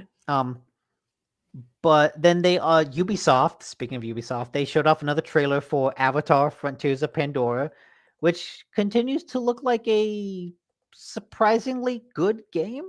I don't know if I'm going to run out and buy it, but it looks to be a decent, entertaining tie-in. It basically looks to be Far Cry Avatar. Yeah, in fact, I'm pulling up these videos right now so Okay. that you can see them. And they announced new colors for basically faceplates for the PS5 and new colors for the DualSense controller. Mhm. So now you've got red, green, and gray. One of the things I think is cool, they had a new video for the game. Do you remember Getting Up with Bennett Foddy? That game about a guy in a little tub with a sledgehammer that he uses to try to Oh, yes. get up. Yes. That developer has made a game called Baby Steps, which basically looks like Quap. Do you remember Oh, Quap? gosh. Yes. It's a big grand version of Quap. And the trailer for it looks horrible. Does it? I imagine watching streamers go through this is Oh, gonna I be think I've seen hilarious. this. Yes, I have seen this. I have seen it streamed. It's actually out on PC and it's Oh, hilarious. yeah, watching him try to take steps. I've actually seen some streamers streaming it, and it's really, really, really, really funny to watch. It is a streamer's paradise. hmm So I'm actually really excited for this. But again, this wasn't a new game. This is something that had been at Game Awards and Gamescom, I think. And Mhm. this is just a new trailer for it. Yeah. They announced a new Ghostbusters game for PSVR, Roblox coming to VR. Mhm. Um, and I think there had been talk earlier about how Sony wants to get into live service games. Mhm. And I think we actually saw a lot of that here. Specifically, Helldivers 2. I think that first game was like a really indie top-down multiplayer game. I think Helldivers 2 is them and Sony going for a first-party kind of Warframe like, Mhm. where it's a lot of emphasis on diving into different things. It's a third-person shooter as opposed to being a top-down isometric thing. Mhm. Heavily team-based, not extraction shooter, but team-based shooter against waves of bugs. There was a really cool moment in the video where someone had a rocket launcher, and like in World War II military style, they needed someone else to load it. So you'd have someone sitting there with a rocket launcher going, "I've got the bug in my sights." And someone would come up, load a rocket, they'd shoot it, then they'd load another rocket, shoot it. And so it looks like it's really emphasizing that sort of, teamwork, which Mhm. I think could actually be really cool. Yeah. Unless your team doesn't show up, the people you play with don't show up. Yeah. Yeah, they had a thing where they could call, if someone dies, you could call them down by throwing a grenade marker that then calls down the ship, Mhm. which in theory I think you could use to squish a bug, which is cool. That would be kinda cool. Yeah, there's the rocket, and yeah, his teammate with rocket ammo comes up.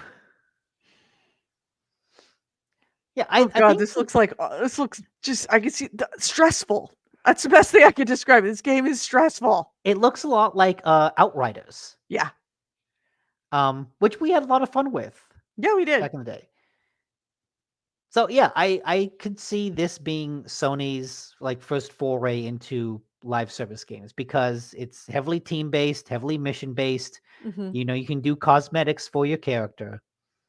In addition to that, Foam Stars, they had another video of that, which is basically PlayStation's version of that Switch game everyone likes, the ones with the squid in the ink. Oh, chat, help me out. What's the Squid Ink multiplayer game on Nintendo? Um, oh, god damn it.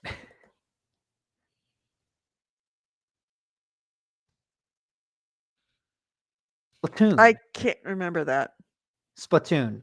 So Oh. Foam Stars is basically PlayStation's version of Splatoon, uh, which again, I imagine this is probably one of their forays into live service games. And to Mhm. be fair, it looks like it could be fun and That entertaining. does look like fun. It's getting an open beta that will start on the 29th of September and end on October 1st. Alright. And yeah, that's kind of all the big things. Anything, that's particularly stand out for you that you're interested in? Resident Evil 4 VR and Baby Steps. I think both of those look fun. I think Baby Steps has significant chance of being freaking awesome. Yeah. What did you think of the Ghostbuster one? I don't really care about Ghostbusters. Look, Yeah. those first two movies were really fun. I loved them, but I'm not clamoring for Ghostbusters IP. I don't really care about Ghostbusters lore. Did you mention Tales of Arise Beyond Dawn? Oh, no, I didn't. What is that? Oh, that's at the bottom. I guess. Yeah. Oh, yeah, that's the Tales of Arise is getting an expansion in November. Mm-hmm. Which, hey, that's cool. Yeah. No complaints. Yeah, not something that jumped out to me. Yeah. So yeah, I think if this was supposed to justify the price increase, I don't think it did that. But if Foam Stars and Helldivers are actually like really popular, successful live service games, that might make a difference. Mm-hmm. I think Sony they should probably do more to emphasize those games because those games I think might represent more of the future of where they're trying to take the company. Right. Yeah. I mean, it's a decent lineup, and it's case in point of like our discussion we had last week of whether the E3 effect is now going into other, conventions like PAX and Gamescom. There was a State of Play, there was a PlayStation Direct, and there was a Nintendo Direct. Oh, that's right. There was I forgot the Nintendo Direct. All the same week. So, and this is the week that, after what would normally be a big week of announcements at PAX. Yeah. And they didn't go to PAX. Yeah. And you know what? I think what we're seeing, at least with the They State like of control Plays, of the they like control of the narrative. So I don't think we're going to be seeing any more big announcements at video game at conventions ever again. yeah, The well, E3 kind of killed that. even then, I don't know if we'll get a lot of big announcements from these because the State of Play, the past year of State of Plays, I think people have been disappointed by because they haven't had any big announcements. Because I think Mhm. the way Sony sees it is we're just going to have one of these every 3 months or maybe every 4 months. We're going to have a State of Right. Play each season. And So we it's don't just have going to. and it's just going to be a little update about the games coming for this season. And It's not a big blowout thing. I think I get why they're doing it. It's A, cheaper, B, they get to control the narrative a lot better. C, they're not under the gun for making announcements and promises that they can't keep. That being said, I'm gonna miss being part of that, and I mean that both virtually and in person, but certainly virtually, of like a big announcement. Like a big, it's a room full of people with people making big announcements and knowing like, okay, what's the big one? Oh, and one more thing I wanted to tell you yeah, about the that one more moment. thing. That moment was so great because you're like, tell me what it is. Tell me what it is. I don't know what it is. I don't know what game it is. I got a bunch of guesses and I'm curious and I really want to know. All this other stuff is cool, but what's the big announce? And we're never going to have that again. Yeah. I think, which is sad. Nobody's like, the State of Play. Oh, what are they going to announce? Nobody's going to be like that. It's taken away the magic of that moment. It's a bit like, instead of it being Christmas, just random presents throughout the year. There's something to be said for everybody getting together and the big pile of presents under the tree and doing all of the things that you used to do and the anticipation of what did somebody get and what did somebody else get. It's just, yeah. You get the same presents. It's just that it's so much more fun when it's Christmas Day and everybody in the world is doing it at the same time. Yeah. I'm trying to find it.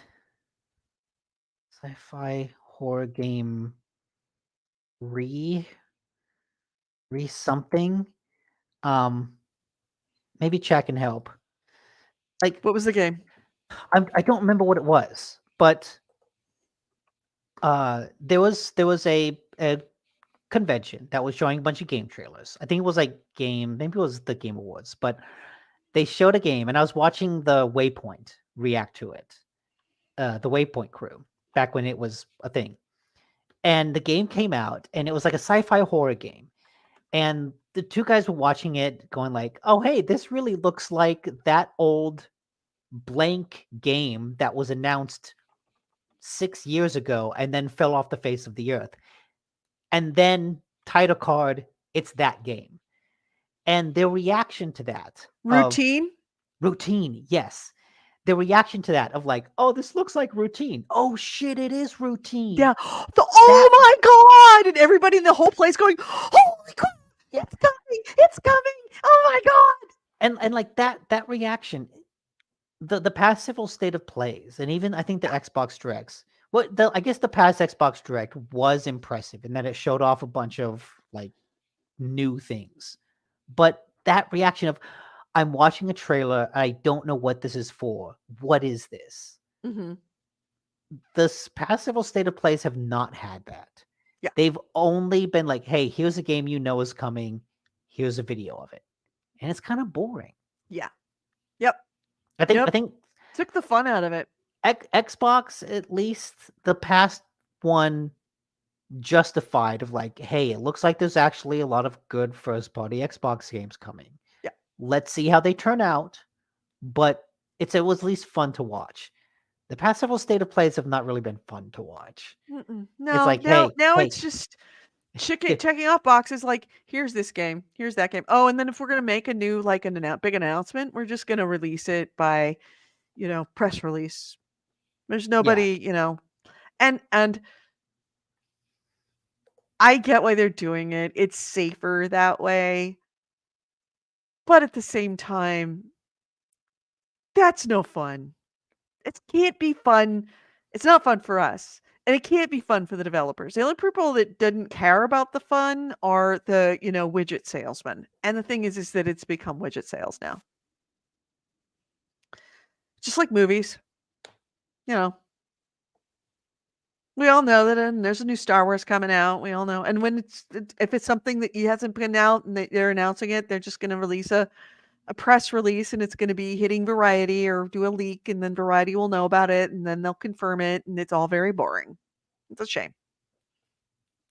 Yeah. Yeah, I will never forget the moment of being at E3 in the Xbox.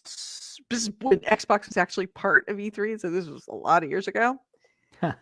And the one more thing, and the lights go down, and then they show us this trailer, and it's like, this looks like Final Fantasy.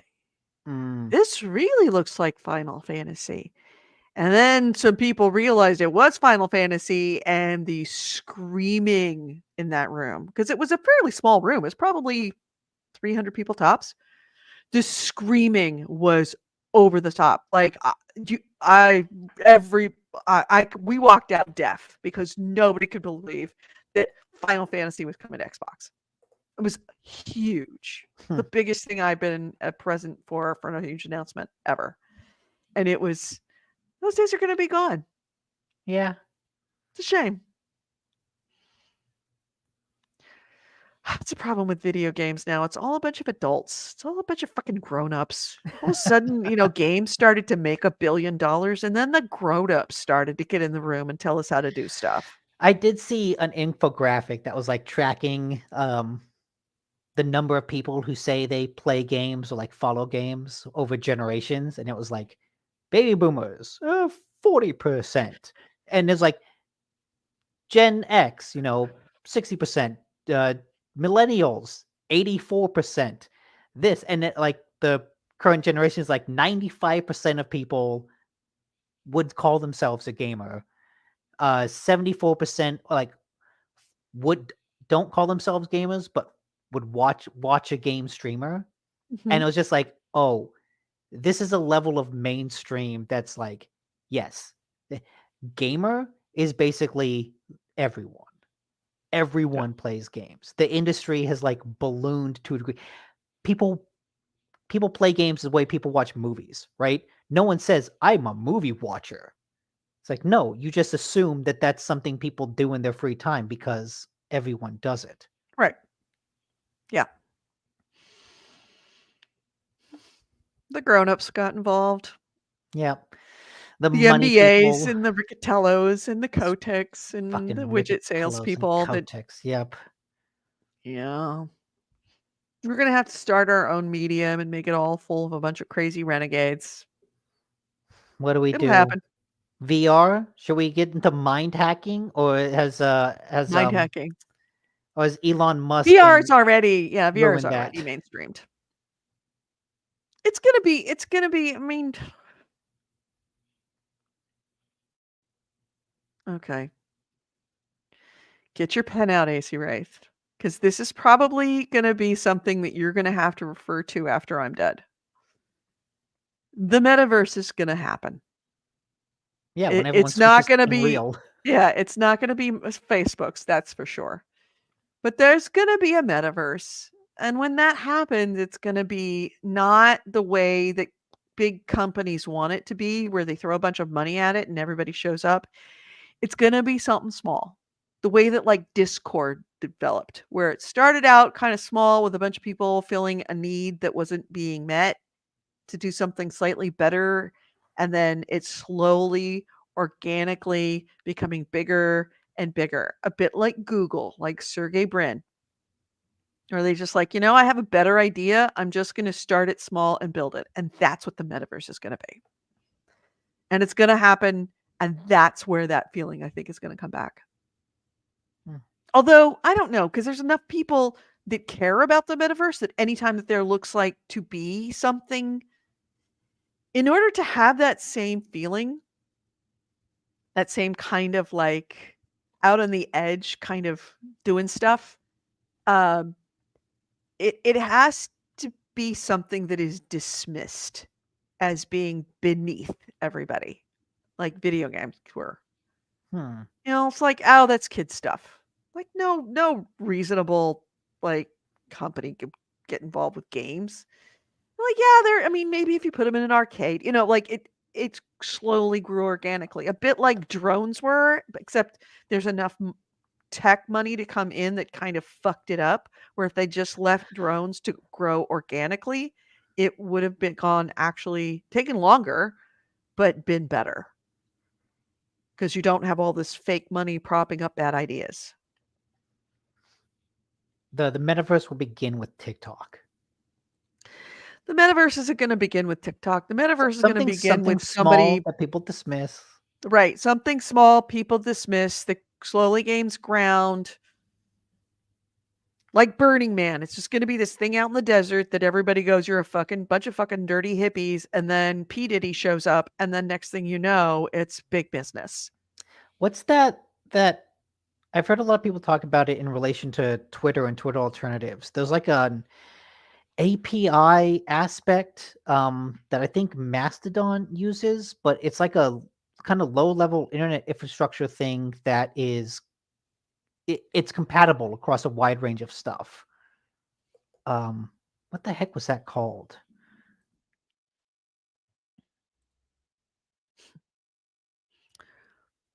Yeah. No, there's compatibility. Oh shoot, I don't know. You're not as good at looking up stuff as I am. Tell me what it is and I will find it for you. I speak search engine. It's a like decentralized internet structure, but it's not an application. It's like something. I saw a news story that Threads would be compatible with it down the line. I think it's something that Blue Sky is based off of. Blue Sky, Twitter continued decimation, renewed interest, alternative threads, Blue Sky and Mastodon. yeah, what is Blue Sky?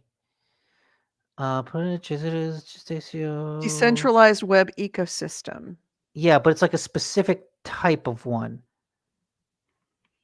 Authenticated data experiment? Is that it?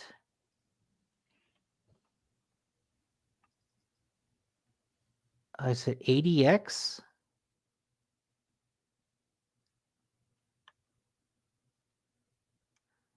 Oh yeah, I think authenticated transfer protocol.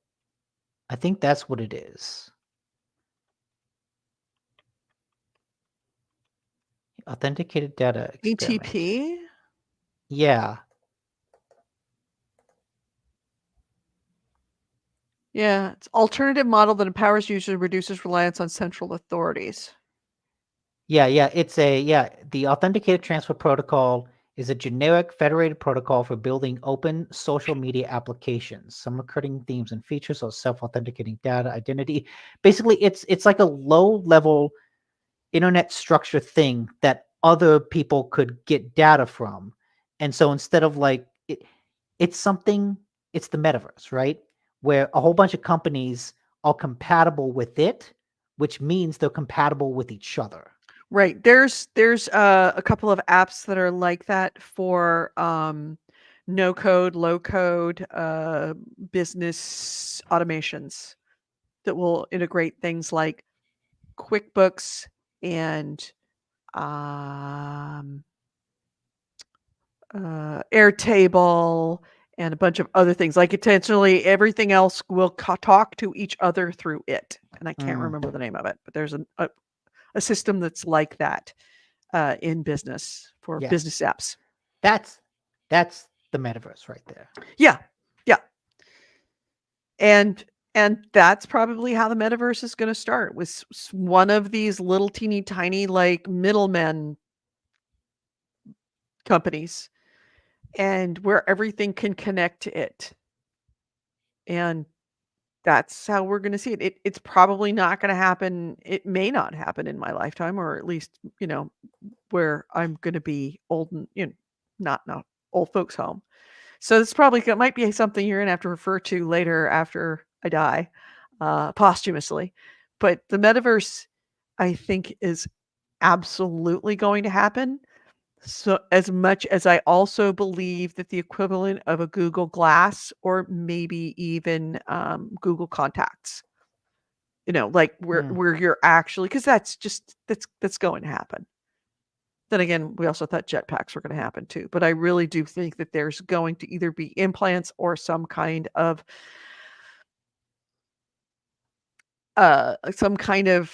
instrument that you were going to either put on your face or over your eyes, that you will have access to your phone and your calendar and your email and your texts and everything else, and also be able to, have video. I think all of that is definitely going to happen at some point. Like I said, I also thought the jetpacks are going to happen. So they have, just nobody can use them quite yet because, physics. The future never turns out the way we think it will. Yep. All right. So any other items? That's it. That's all I got. Me too. All right. So later on tonight, I am going to be streaming more Starfield. Okay. It's not, I'm not playing a particularly fast or interesting game, but I'm playing. And if you guys are willing to join me, I would love to have you on our Twitch. Always great to have you guys there. And even if it is Xbox is Twitch challenged, to say the least, Twitch chat challenged. Yeah, and I think before then, when are you thinking of doing that? Because I wanted to test. Probably 7:30. Okay, I wanted to test out trying to stream a VR game and get headsets and stuff working. Okay. And What I time want do you want to do that? I want to do that before you start, because I don't want to interrupt your stream, because we will both be streaming on GameHounds. Oh yeah. So if you want to see our testing, just go to Twitch and get yourself notified that we're going live. Maybe I'll do that. We won't make a notice. You won't make a notification that we're going live for Nick's tests. I will make a notification in our Discord when I'm actually playing. Yeah, so I think maybe I'll do that in like the next 30 minutes or so. Okay. Something real quick, because I just want to get on there and make sure people can hear me when I'm in a VR headset. Yeah, that's going to be something easily figured out very quickly. Okay. All right. So everyone have a great week. I guess we might as well play the music, right? Yeah. All right. Oh, also remember, we are getting very, very, very close to October, which means we are very, very, very close to no Edie for a month. So my last show is going to be on October 1st, which is 2 shows from now. Wow, that's crazy. And then I will be in Bali, and Nick is going to be playing on the 8th, the 15th, the 22nd, and 29th. Yes, And then and I will be back on November 5th. one of the reasons I want to test this streaming is because the 2 games that are at the top of the poll for what I should stream are Saturnalia, which is an indie horror game, and Walking Dead Saints and Sinners Episode 1, which is a VR game. So I've got to figure that out if it's possible to do that. So yeah, Nick is going to be streaming horror games as voted on by fans. If you are interested in getting in on the voting, please go to our Discord. We have a vote. How are the votes doing in Discord right now? Good. It's in general, above Edie's underwater photo. Like I said, it looks like Saturnalia and Walking Dead Saints and Sinners is actually top.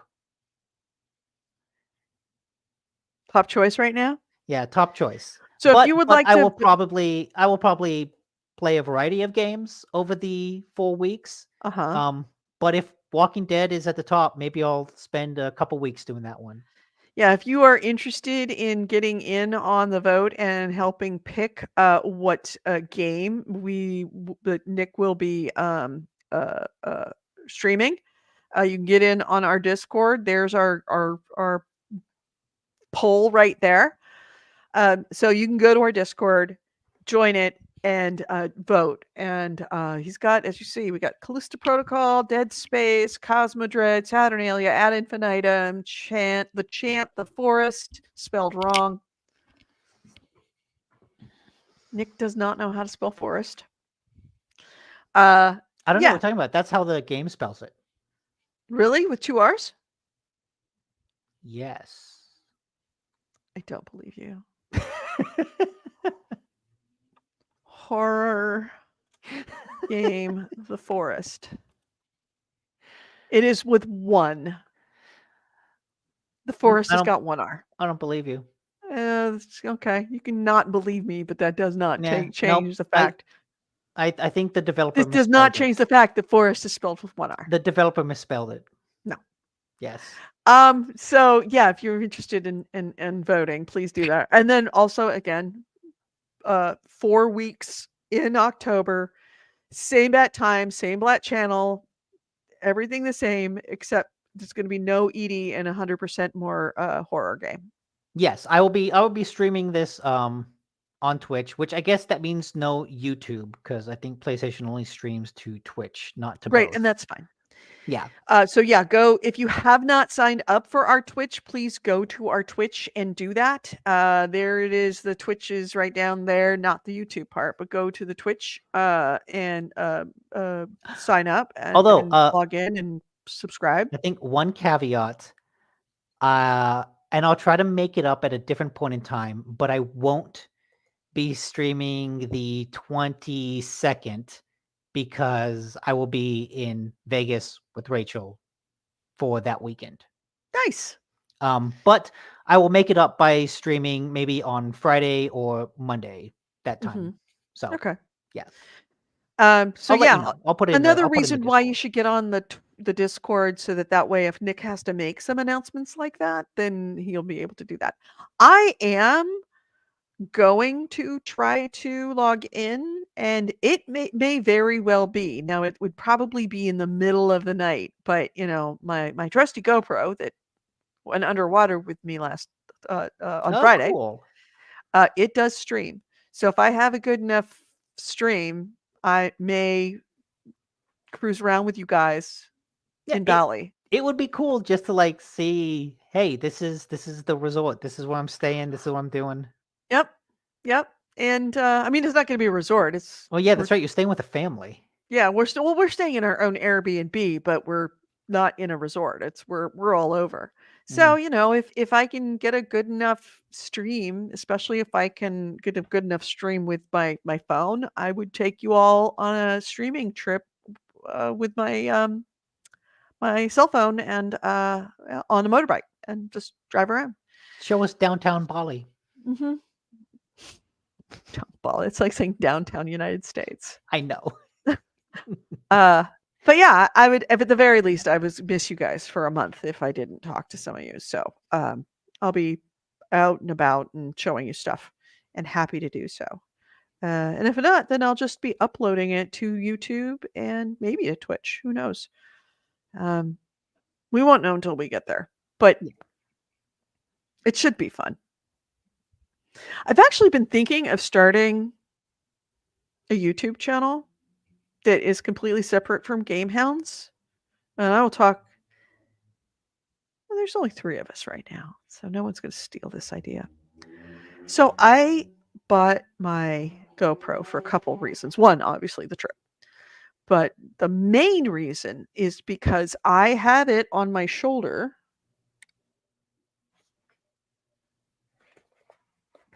Yeah, I think you said when Look, we don't you're have on the it here. scooter. Yeah, I have it on a little thing, and it's on my scooter, and it's filming. And so when I'm riding my scooter to work every day, I am filming so that if I ever get into an accident, I have essentially a dash cam for myself, my body. A couple of times it's coming close, and there's some really crazy people doing really stupid ass shit. That if they hit me, I absolutely was going to hope that somebody would sue the living crap out of them because they pulled some really crazy, stupid ass moves. It usually happens at least once a day that somebody steps in front of me, and I have to honk at them or scream at them, get the fuck out of the way. I'm actually thinking that I just might start like a small YouTube channel of just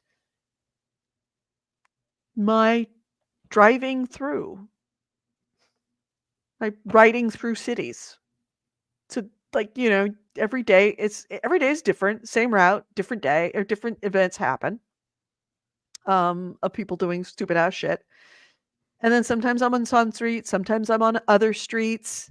And then of course I'm going to Bali, so sometimes I'll be in Bali. So it just I know it's a bit like, a cat cam. I mean, there are countless cat cams on YouTube. Yeah. There are videos on YouTube that I've watched. That's just like, hey, I'm walking through downtown Seoul, Mhm. and it's 2 hours of someone just walking through a city, Yep. walking through the downtown, getting into the suburbs, getting into like the faraway residential areas on a rainy night. Mhm. Like, I've seen some there's people with bike riding videos that are like that. It's just like, this is my ride through Philadelphia. there's something interesting about that. Yeah. It's just very relaxing to be able to see like, oh, this is what San Francisco looked like today. Yeah, I'm sure just put scooter videos every day. Mhm. I Doesn't mean will I'm making them anyway. All I'd have to do is just upload. exactly. I bet And that you could hear me find a yelling at small people and audience. stuff. I've got some of me yelling at people, telling me you're in the wrong fucking lane, or like, watch this guy, just watch. Because of course I say this to myself normally. Watch this guy. Watch this AC guy. Wraith This has a good idea. this guy's gonna step in front. Edit and put the near misses on TikToks. Those are small shareable moments. That's good. Yeah. Those are small and shareable. Man, I wish I could like upload a couple. I mean, I have them on my phone that I can literally because my phone uploads automatically. Put the whole commute on YouTube videos each day, and then put the near misses on TikTok. That's good. AC Wraith, I think you just found the next big YouTube channel. All right. I mean, it's not. I'm already making them. I might as well just upload them to TikTok. I'm just trying to think if there's anything that's like I should worry about. Like, well, do I have to like buzz out somebody's license plate? Or maybe like start 10 minutes into your commute. That way they don't see exactly where you start from, where you live, or where you end. Mm-hmm. Like you cut off the first 10 and last 10 minutes. Yeah, let me see if I can turn on my GoPro and I'll show you one. I can't put it on the computer because maybe no, I don't think I can. I have to be see it's searching for my GoPro. Let's see if I can do it. See, it's searching for GoPro. There we go. Now it says can't find my GoPro. Where's my GoPro? Where did I put my GoPro? Because it's normally on my bag. Last time I used it. Actually, I think it's on my other bag. But yeah, I've got like ones where cars have like been in the turn lane, so I turn because they're in a turn lane, and then they swing out in the go straight lane and then almost hit me and honk. And it's like, you were in the turn lane. You pulled out, asshole. You pulled out. You were like 6 cars back. You pull out and step on the gas as you're going through an intersection. What the fuck did you think was going to happen?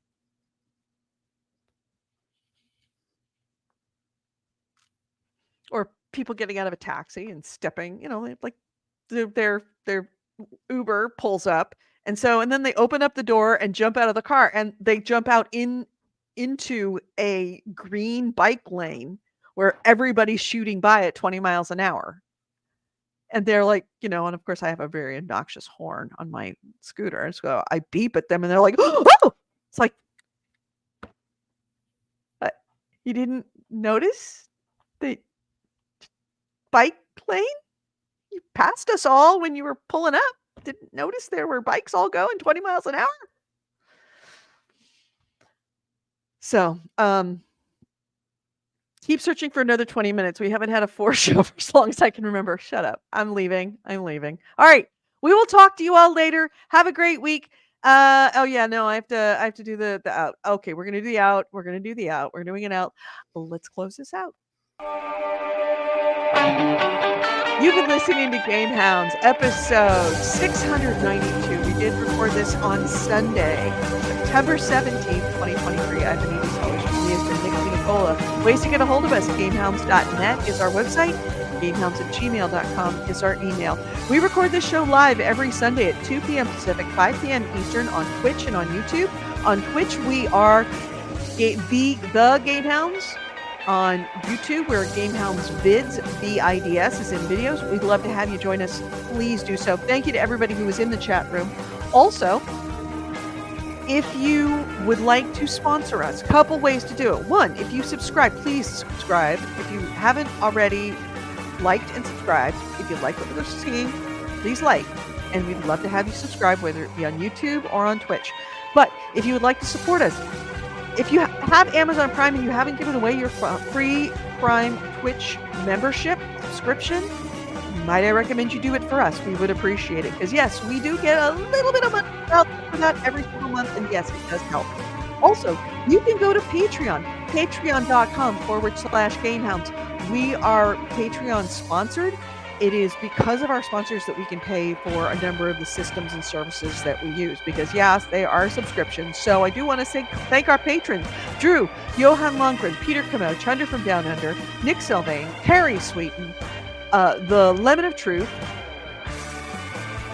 I'm waiting for it to scroll by. Sean Cullen, Andy Shao, Iruga, Damocles X, Nacho Romero, Andrew, and Anonymous. Thank you for being a sponsor. If you would like to be a sponsor, $1 a month is all we ask. We're not asking for like massive amounts, just $1 a month to help cover our services. It's patreon.com/GameHounds.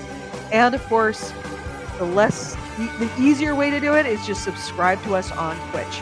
Don't forget, later tonight, I will be on Twitch streaming Starfield. In addition, if you want to stick around and wait, we're going to be announcing that on the Discord, but if you want to stick around and wait, Nick and I are going to be practicing streaming, so his VR game, so we'll see how that goes.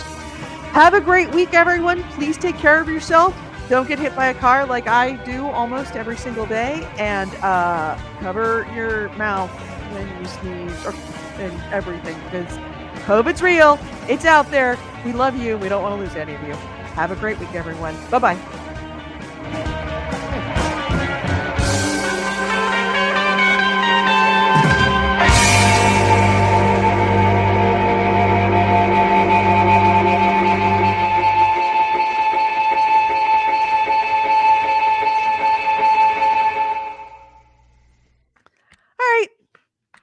thanks everyone. When I say everyone, it's it's AC Wraith.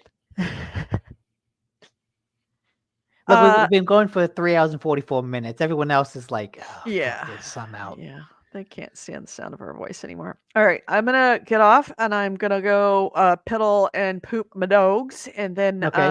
I'm gonna try to get on around 6:30 to do my testing. perfect. Yeah, give me time to put some dishes away and load up the dishwasher and Yeah. do stuff. All right, Okay. I'll talk to you then. see ya. Bye.